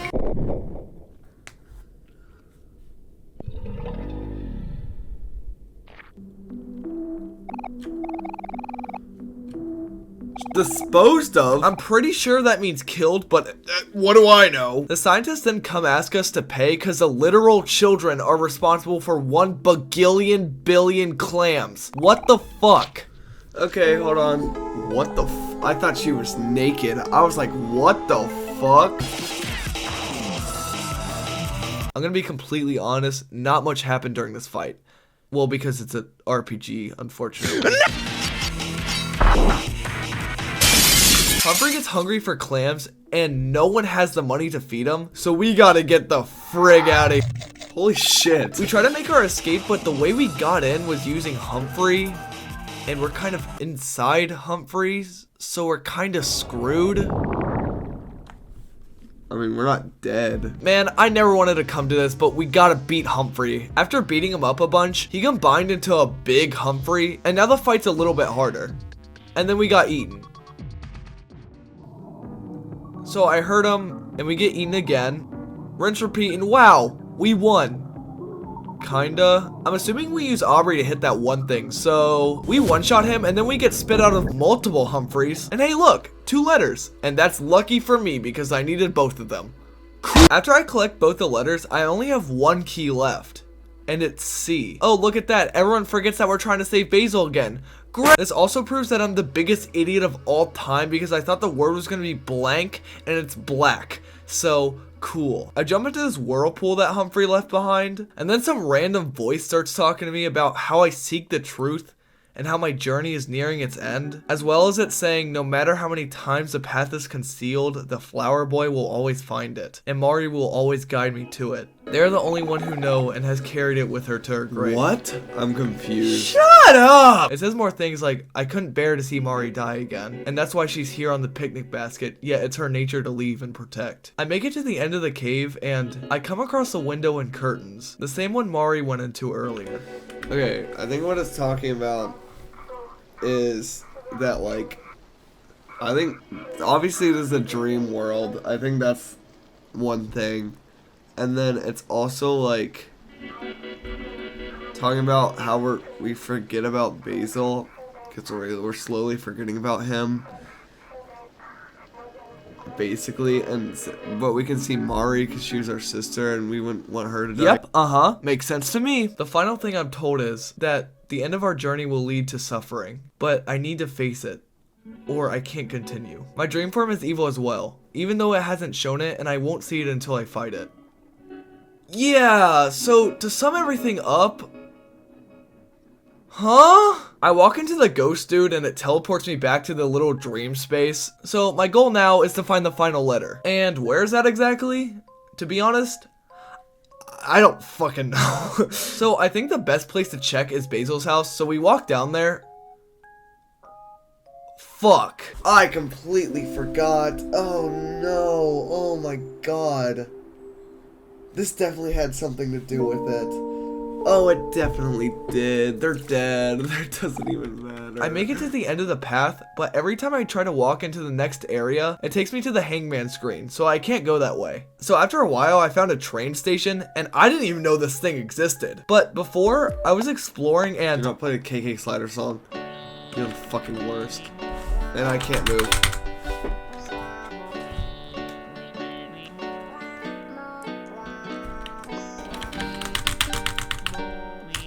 I'm soft locked. That wasted at least 2 minutes of my time. We get on the train and some pretty normal things take place. We also come across this weird dog thing.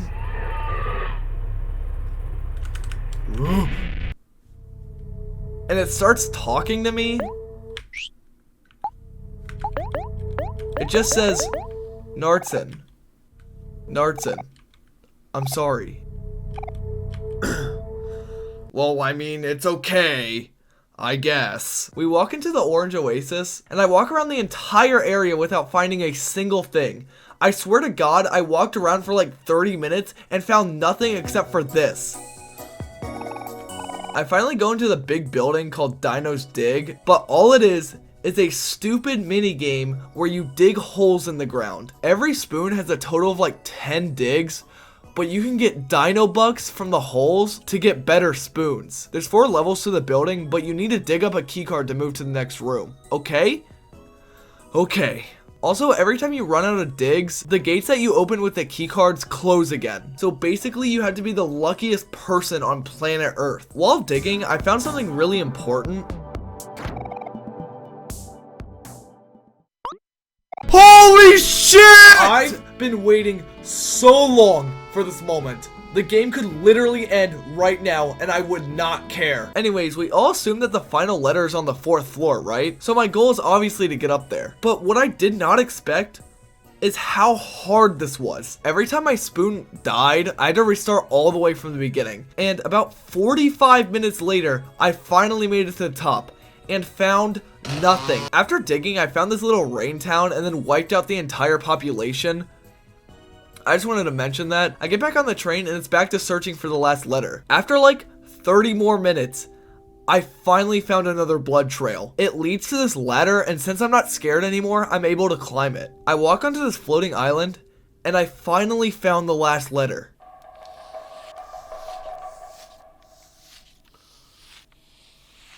No one died. We cut to Basil's house, and it's seen better days. A hole in Basil's house expands.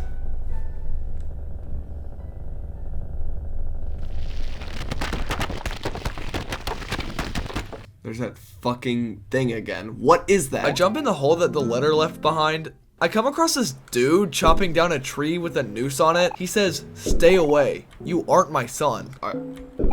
Okay, fuck you then, I'll leave. I make my way down to Basil's house. We follow the schizophrenic demons and walk past all the dead flowers we forgot to water, while we remember what Basil told us about them. And the final flower we come across, he says that the flower reminds him of Nardson, and it's important because he doesn't say Omori. I start walking down to Basil's. This is the first time we've been able to go back here since he, like, died or whatever the fuck happened. I'm genuinely worried. I have shivers right now. There's another blood path that leads us into the forest. Aubrey says that she's scared and that we should turn back. Nah. We walk into Basil's as we watch a shadow dude walk into the hole. I jump down the hole to find myself in this land with nothing in it. Mari's theme starts playing faintly in the background as I cut through spider webs and climb upstairs to find Mari lying in her coffin. Okay, now I get that Mari's dead, but like, what does this have to do with Basil? It's genuinely upsetting though. Like, this is sad. There's a fucking Undertale flowers. I guess I'll see what they have to say. Holy shit! That genuinely scared the shit out of me. It's been a while since I've looked at this footage, so I completely forgot that happened. I literally got goosebumps and my eyes started watering because I got so scared. Anyways, no one gives a shit. I walk into that black door that thing left behind. Letters come up saying, "Welcome to the black space," and they are turned into keys. And those are keys.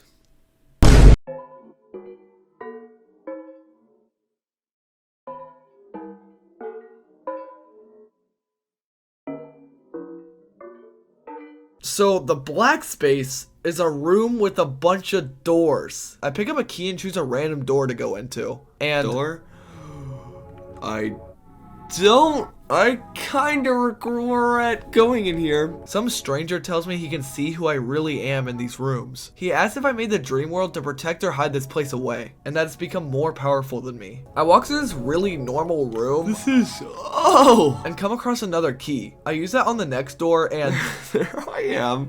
That's me. I come across a stranger again, and they say that the truth I locked away is down here somewhere, and I have to find it for the both of us.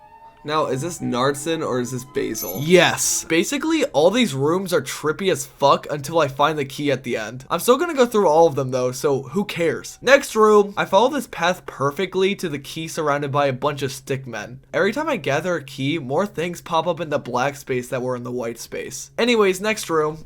This reminds me of my neighborhood. I come across a stranger again. He says when I had the truth, I sealed a part of them away with it. And on that day, when I became nothing, he was split in half. I mean, if we keep bringing up the anonymous secret and keep being vague, I'm never gonna know what I did. So let's try to use our words next time, okay? I got the key and go into the next room. I start walking down this dead forest thing while someone keeps saying liar to me. Pants on fire. I come across the ghost, and for the first time, I'm able to talk to it. It says, "Nardson, I love you." I hate you. I've actually hated you all game. So it joins my party and keeps repeating, "Nardson, I love you." I got another key, so time for the next room. Oh! I walk into this small room and I talk to this cat dude who just gives me a key. I walk up to a cat that was strapped to the table and it asks if I want to cut open her. Yes. For whatever reason, I say yes, but don't yell at me. Because 1, I didn't cut her open, and 2, my dyslexic ass read that as cut her free. So I get it. It's kind of a bad time to have reading problems, but it's fine. I thought it said cut, like, her out. It's making me... No. I don't want to. I don't want to. I can't. No, I actually don't want to. I can't.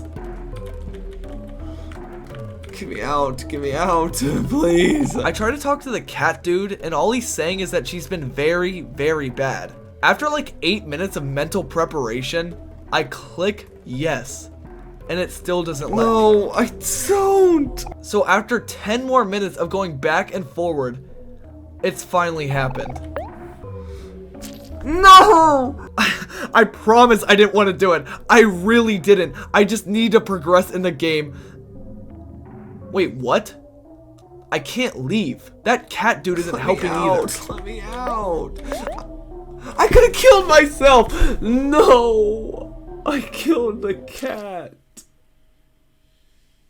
I'm not doing this right now. So when I tell you that I reloaded my save and did like 30 more minutes of work just to not kill the cat, it was 100% worth it. So I make it back to the cat room and kill myself before I kill the cat.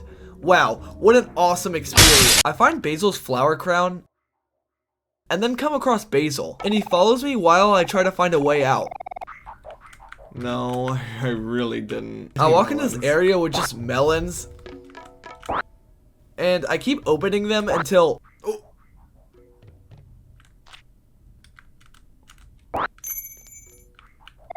Another room, another beach. I wrote, what does that even mean? I find the shadow guy standing at the water. I go up to him and he says, our friends suffered because of us, and things can't go back to the way they were before. Is there still hope for us, Nardson? I grab the key in the water and it's on to the next room. We find Basil stuck to some spider webs. I cut him out, and now this time, I'm sure I'll get him out. Yeah, but it's kind of weird that some spiders are crawling on him. I'm sure once we get out of here though, we'll be fine.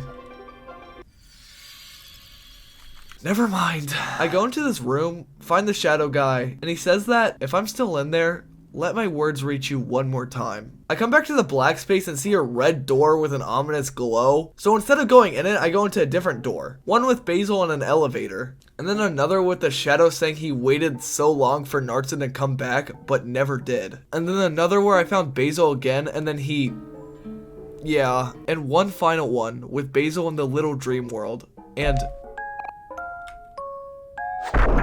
Ooh! I mean, who would have guessed that one? And finally, with one door left, and probably the only important door left, I go in it. We walk onto this peaceful snowy hill. There's a church that lies on the top. I go in and... Oh, who do I want to sit next to? The church is filled with a bunch of these weird people, and at the very front of the church is Basil. Strung together by... whatever the fuck that is. The shadow man walks up behind me and tells me that the truth is here. I've been running from it for so long, and it's time we face it together. The shadow guy then walks past me and goes into Basil. And if you're a fucking idiot and can't put 2 and 2 together, that means that the schizophrenic guy was actually Basil. Basil gets engulfed by the whatever after saying he's sorry. It asks if I want to save Basil, and I say no, and the game ends.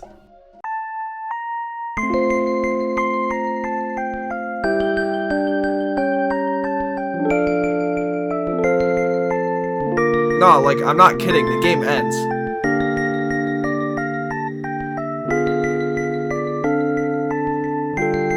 Like, it's over, there's no more game. I'm serious. I'm just joshing you, I wouldn't do that. I walk into this room with a door and red lighting. Basil says something is calling to him out there, and it's calling me too. Basil does this and... What the fuck was that? Ooh! I chase after Basil and I start following the blood trail that Basil left behind as he was scraping the ground. What am I doing? Are they pulling them apart? Why? Omori then takes control after stabbing Basil. I'm so confused. No. Hey, Omori, I'm not controlling him.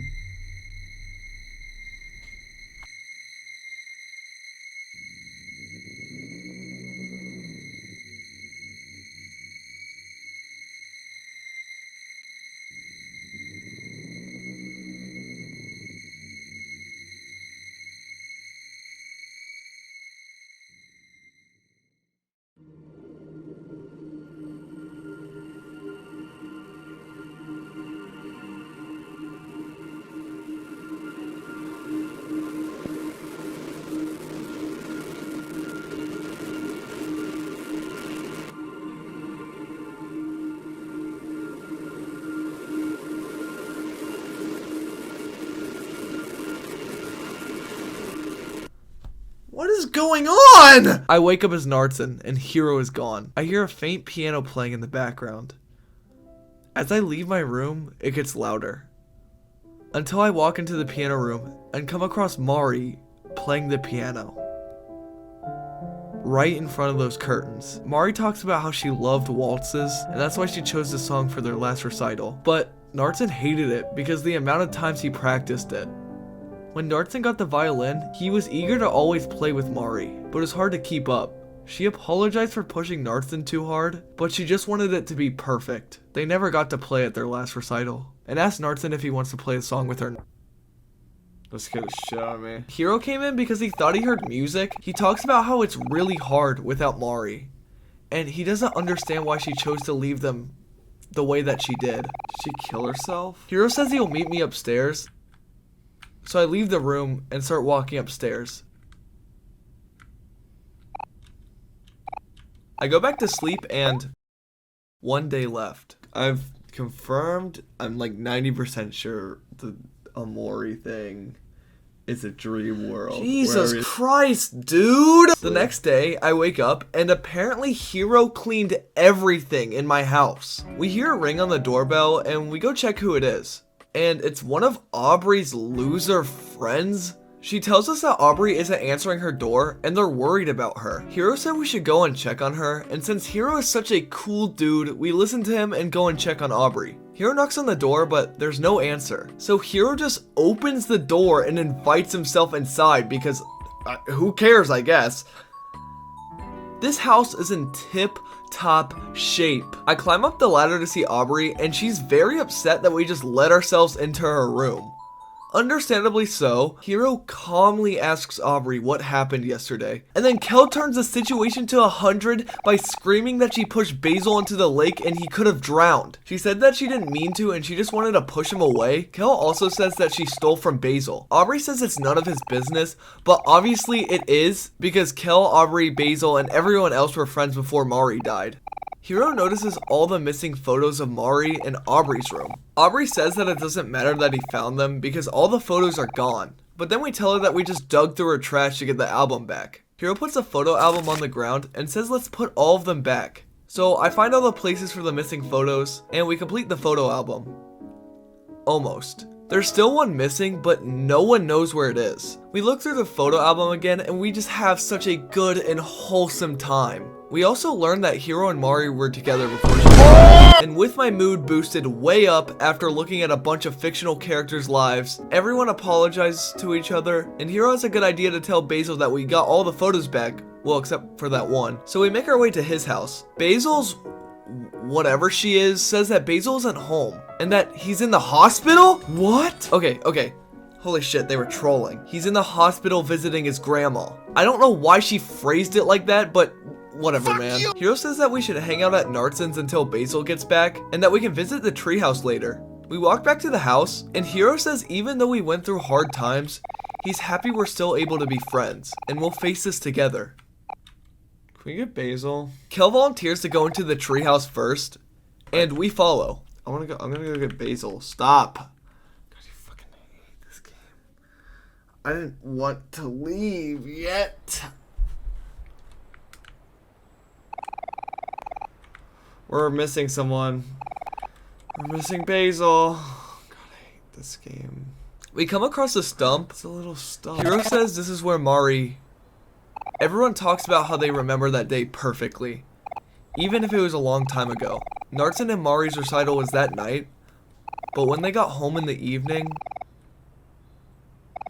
Kel says he doesn't understand why she would do it, and they don't think they ever will. Hiro, for the first time, isn't really able to hide his emotions. So sad. Like, genuinely, it's upsetting.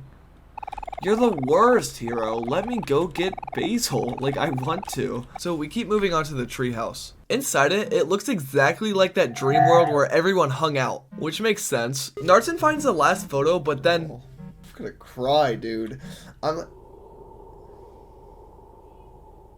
Well, that was cool. Also, we're finally able to add the last photo in the album, and it's finally complete. And for one final time, we look through the photo album. Everyone says that they miss Mari, and Hiro says that he wishes Basil could be here too. But I promise, I tried multiple times to go get Basil. Aubrey then bolts out of the tree for some reason, and everyone follows her. I find everyone standing by the stump again, and Aubrey goes up and places a pinwheel on it. She says when Mari died, she felt so alone, but she was the one pushing everyone away. Everyone changed so fast. She felt like everyone abandoned her, and she abandoned Mari too. After Nartzen stopped coming to school, Basil sat alone, so Aubrey asked to hang out with him after. Basil didn't want to at first, but then he agreed. The walk to her house was quiet, and Basil didn't even look at her. She tried to talk to him, but Basil just ran off to the bathroom. Aubrey saw his photo album, and she wanted to look through it and see everyone happy again. But Basil blacked out all of the photographs with his marker. She was obviously mad about it, so instead of her trying to understand him, she took the photo album and started being mean to him. Aubrey starts to cry because she regrets what she did to Basil, so everyone comes up to comfort her. Except... Nartzen, why the fuck you step back? Like, the hell? They said that they all made mistakes, and everyone agreed that they acted like a bad friend in that time. Hiro says that obviously, she still cared because she went through the effort of getting all the marker off the photos. Everyone says they'll promise to be there for each other.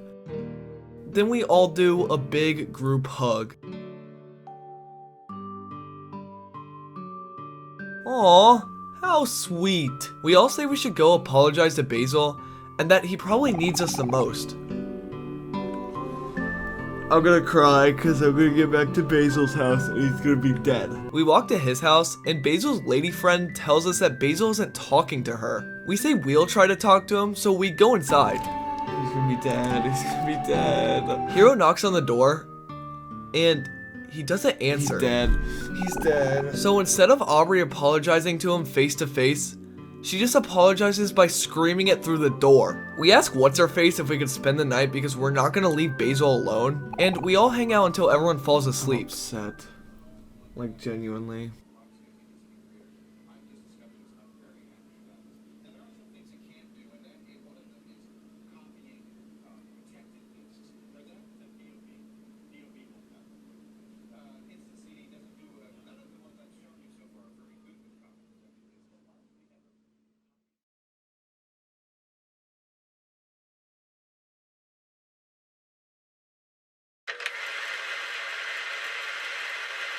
Don't worry.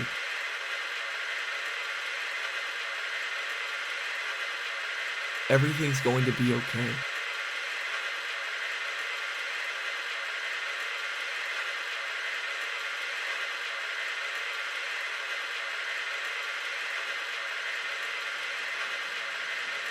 Will you forgive me?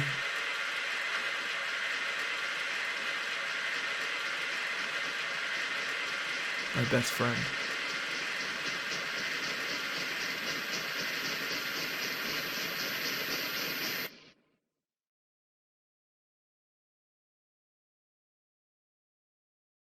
Please.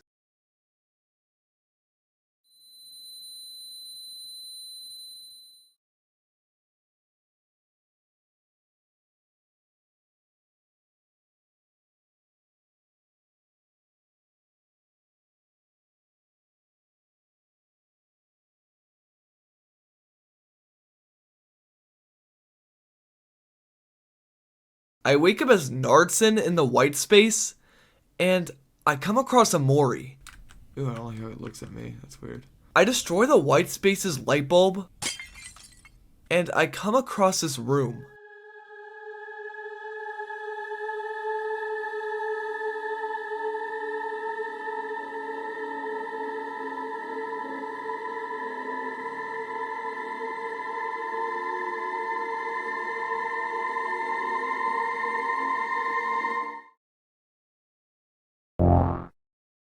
Nah, I'm just kidding. It's the ghost guy.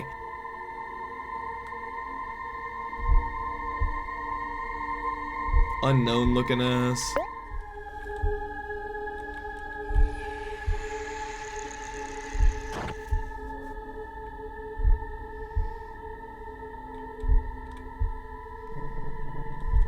Just like before with Nartzen, all I have to do is calm down.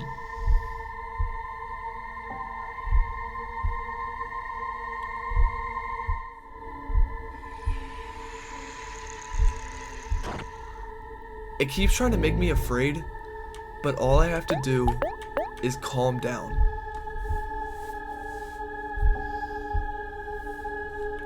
It keeps dragging me into the shadows, but I calm down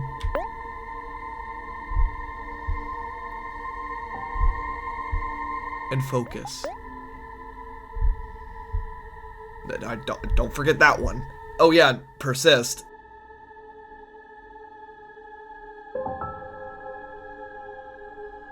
Then I come across something blurry. I don't know what it is, but I calm down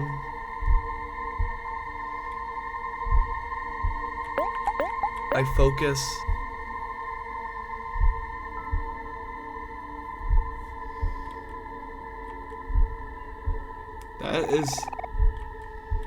That is Mari. and I persist.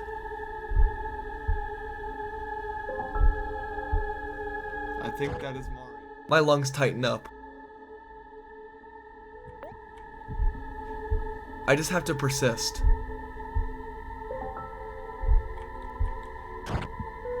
My heart's beating out of my chest, but I just keep persisting. My breathing finally begins to steady.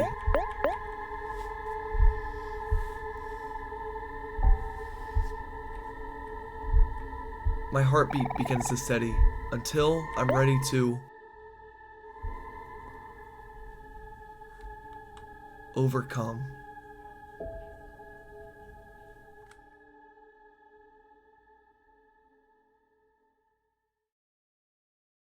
I come across this white light bulb, and I appear in this area that seems pretty normal. I pick up a photograph. Then I find another one, until I come across Basil standing in front of this tree. He says that I've always dreamt that I would be back for him, but it might be too late. When I see it, I have to be strong. And if I can, forgive him. I feel like he killed himself. Basil gave me his photo album. Basil reveals this passageway in this tree, kind of like the one in the dream world. I walk in, and the door locks behind me. I pick up a photo on the ground, and sort the others into the photo album. I pick up another.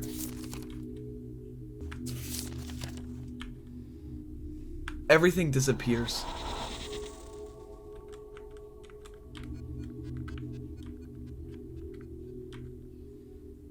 That is very normal.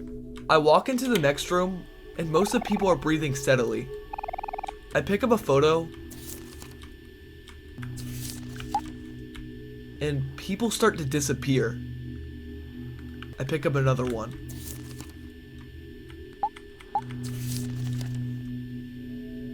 And more disappear. I pick up the final photo,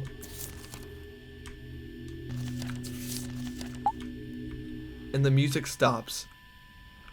Oh shit.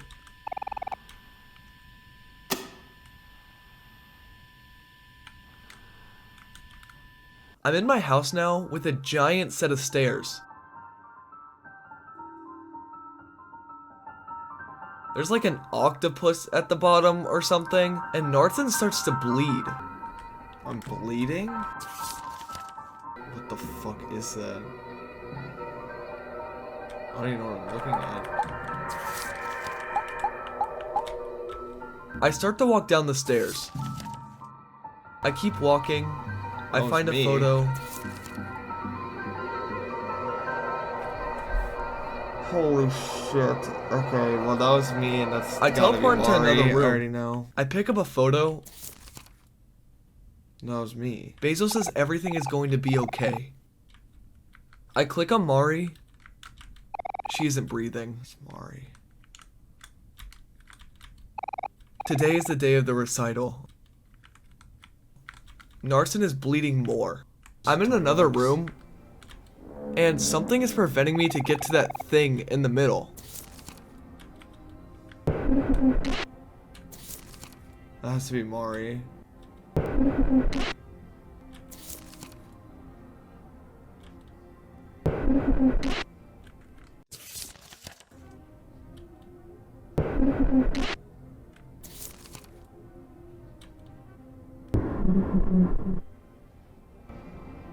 Man, Omori has seen better days, dude. I pick up a photo.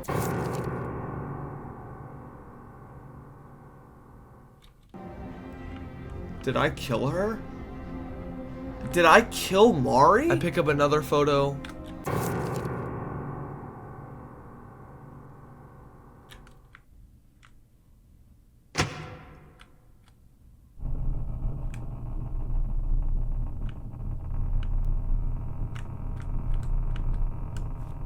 And the screen turns white.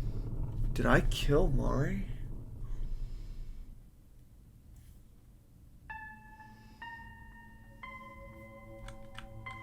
Man, Omori has seen better days, dude. I screw in this light bulb.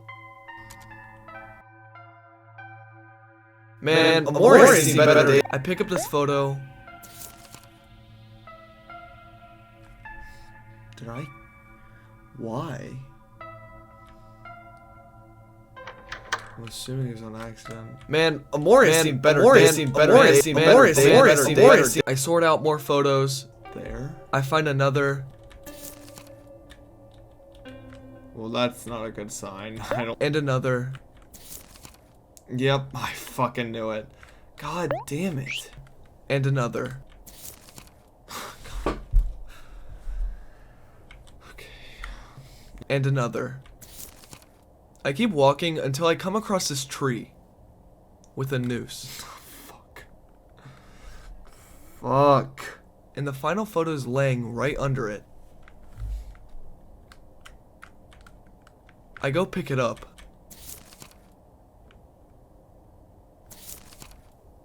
Okay, well that was it. Oh yeah, okay. Violin.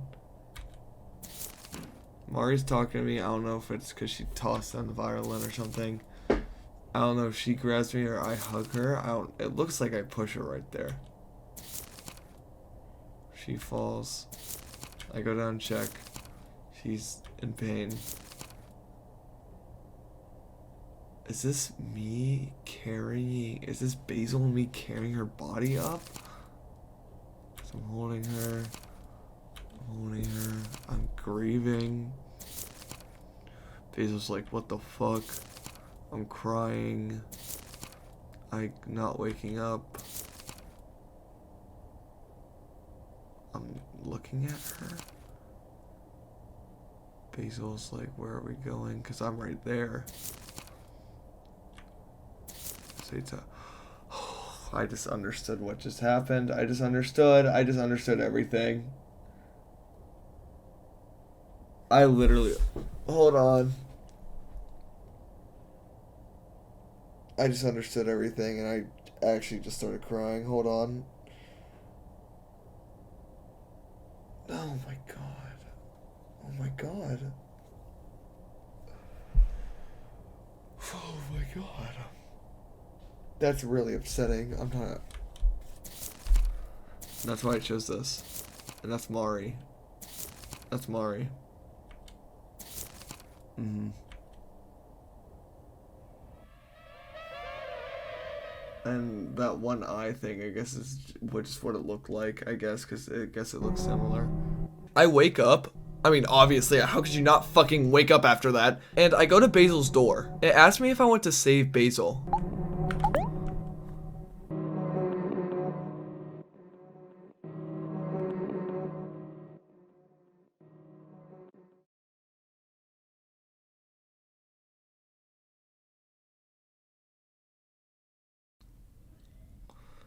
Holy shit. I'm like genuinely upset right now. Basil says it's good to see me. He came to me the day Mari died. When Mari fell, I couldn't have done it. I'm a good person, and a good person wouldn't do something like that. Fuck.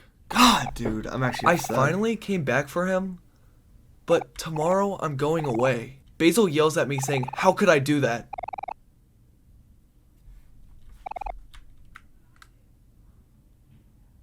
What the f- He says there's something around us. Can I see it? There's no way out of this. Nartzen backs up. Don't step back, pussy. You deserve to whatever the fuck happens. Basil asks, where am I going? And he yells at me to stop trying to leave him. He says he doesn't want to be alone. Something is behind me.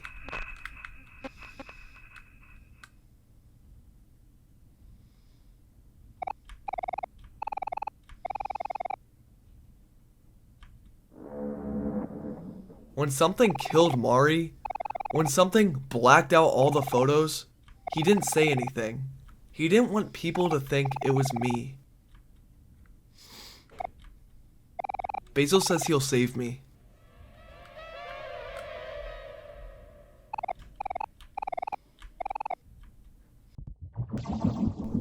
I deserve whatever the fuck is gonna happen to me. I don't think... I try to calm down.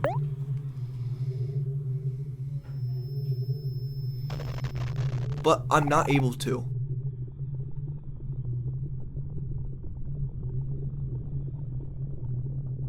I try to focus. But I'm not able to.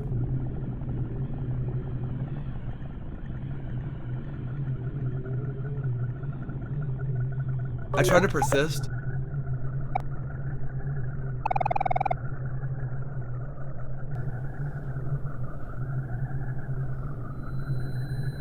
But I'm not able to.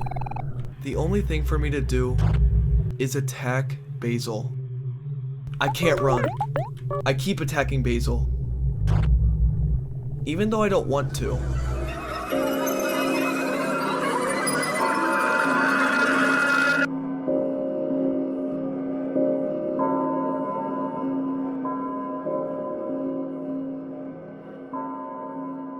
Basil stabs me in the eye.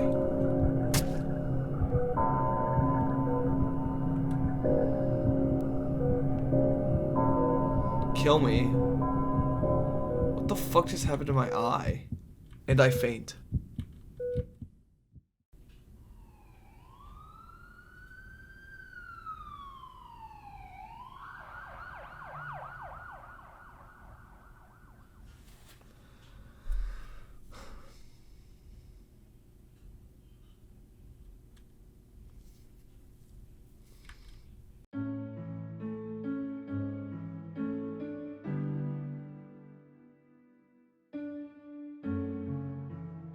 I wake up as Nartzen in the middle of the street. I keep walking down as the time changes, and I honestly don't know what this means, but whatever. I finally make it somewhere, and I'm able to redeem myself, even if I don't believe it. I follow the cat home, and I see Basil in front of my house. Basil apologizes for causing so much trouble. He says when he gave me my photo album, he was just trying to help, but when he tries to help, it always ends up burdening me. Basil says that everything will be okay. We have no choice to move on. Aubrey, Kel, and Hero are our friends, and they'll forgive us no matter what. I walk into my house. I'm upset. I'm like genuinely upset. My day is ruined.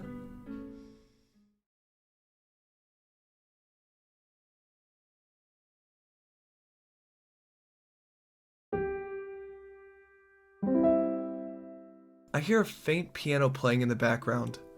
Everything in the house is furnished. I walk in on Mari playing the piano. Mari says, "It's almost time. We all make mistakes and I've been running from this one for a long time." She believes in me, and she'll always be watching over me, as long as I remember she's there. There's a door that wasn't there before on the other side of the hallway. I go into it. I go to the back and unlock the toy box. Wait, no, it's not that!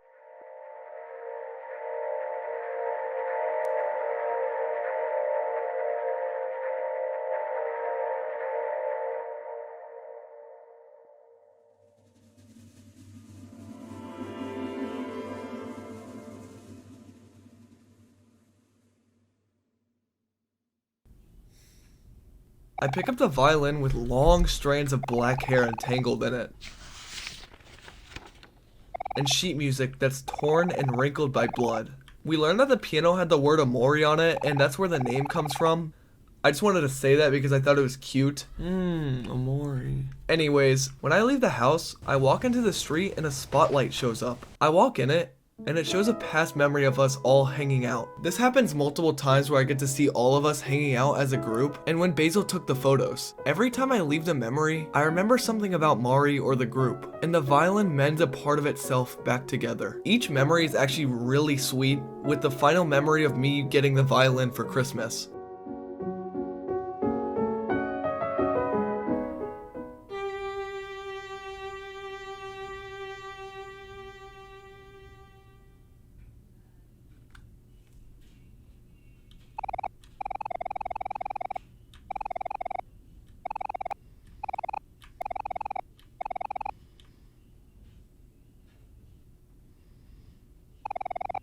I make it to the end of the road, and I see a building. I go into it, and it's a stage. Everyone starts sharing how much they love and care about me. It's actually really sweet, and they're telling me even if I made a mistake, it's not the end of the world. Just like the recital. Even if I make a mistake, no one's gonna be mad or upset. They'll still love me just the same. I walk up onto the stage after everyone tells me they'll stick with me to the very end. I place the sheet music down on the stand, and it asks if I want to play the violin. I select yes, and then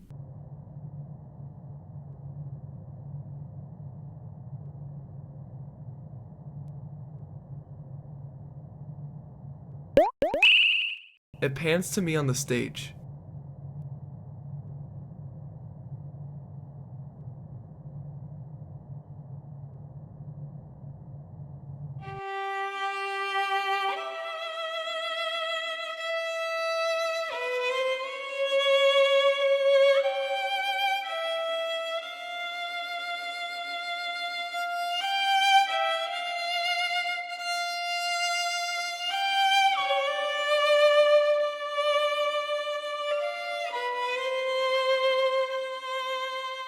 Okay, nice violin, fucking nerd.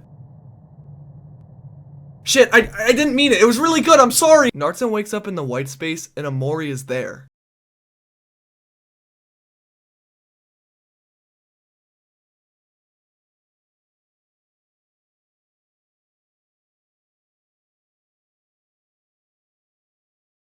He's holding a knife, and I start to fight Omori. That was weird. That was really weird.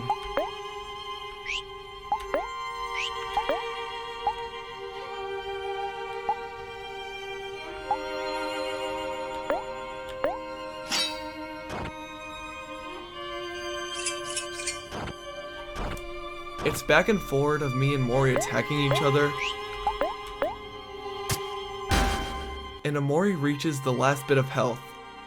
But just like in the dream world, he did not succumb, and he's back at full health. We keep attacking back and forward, again and again. He reaches the last bit of health, but he does not die. There's more fighting back and forward, and Omori says that I don't want to burden others, but the truth is that I'm selfish, and I don't want people to depend on me. I keep attacking, He says that I say I care about others, but I'm just a liar. People like me don't deserve to live. I almost kill him again, but he won't die.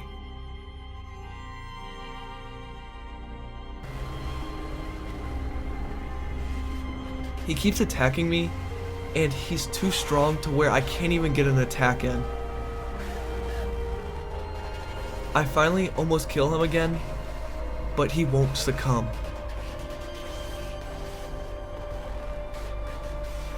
Omori says that I killed Mari. She loved me, and I killed her. Hiro loved her, and I killed her. Aubrey loved her, and I killed her. Kel loved her, and I killed her. Basil loved her, and I killed her. I'm not gonna be able to win.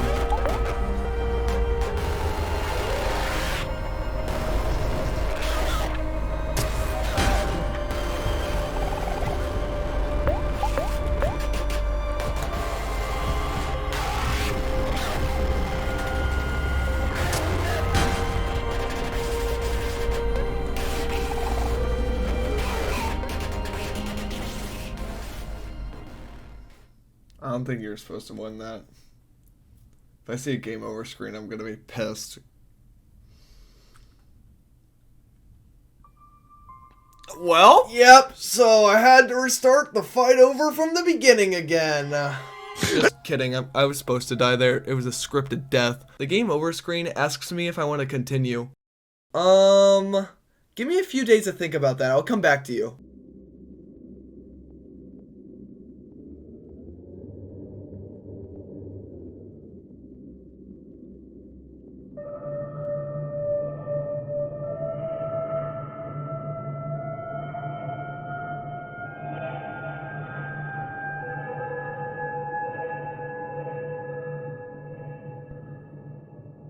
Cool. I didn't know I was playing with my violin the whole time.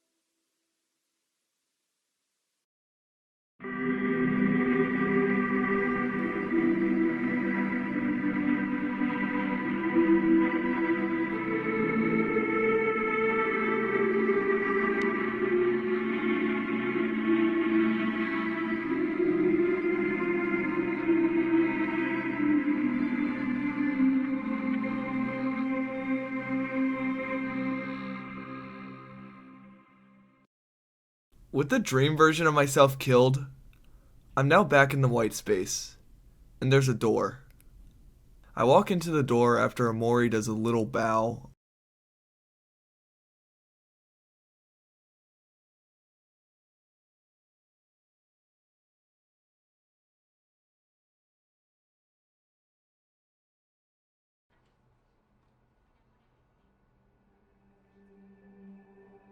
And I wake up in the hospital. I see the dream versions of myself run into the distance.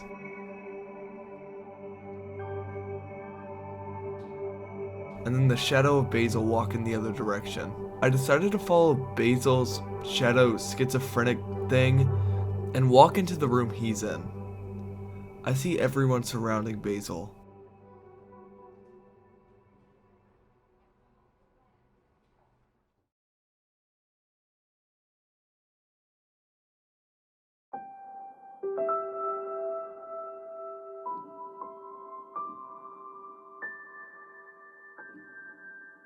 I have to tell you something.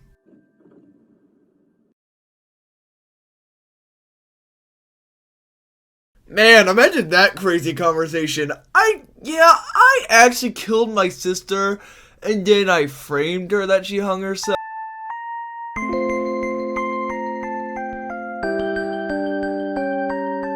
Omori is one of the most depressing games I've ever played. Period. I remember when I beat the game, I was just in pure depression and just sadness for the rest of the day. Even though the gameplay of Omori kinda sucked, I mean it's an RPG, what'd you expect? It had such an interesting and grabbing and powerful story that made me feel actual emotions, and not many games really do that anymore. Even looking back at the footage, I still get goosebumps and shit just by rewatching some of the plot twists and listening to that final duet. Side note, that song inspired me to get back into playing piano again. I think Omocat made an amazing game with a dope ass soundtrack and a cool ass art style and subpar gameplay with an even better story. If you guys haven't played this game, well I mean I spoiled the entire thing. But if you just skipped all the way to the end, I 100% recommend that you give it a try, and fuck you for skipping all the way through the video. I worked hard on it. Anyways, with all of that out of the way, thank you so much for watching, and if you watch all the way through, I just appreciate it so much. This is such a big project, and I know it took 7 months, but listen, I promise that will not happen again. I talked about it a little bit on the Nartzen channel, which is my second channel. Also, if you want more content, more relaxed, I guess, I'm uploading weekly on the Nartzen channel. I'm just uploading relaxed type content where I'm just playing games with my friends. But yeah, if you guys enjoyed, make sure to subscribe. It'd mean a lot to me.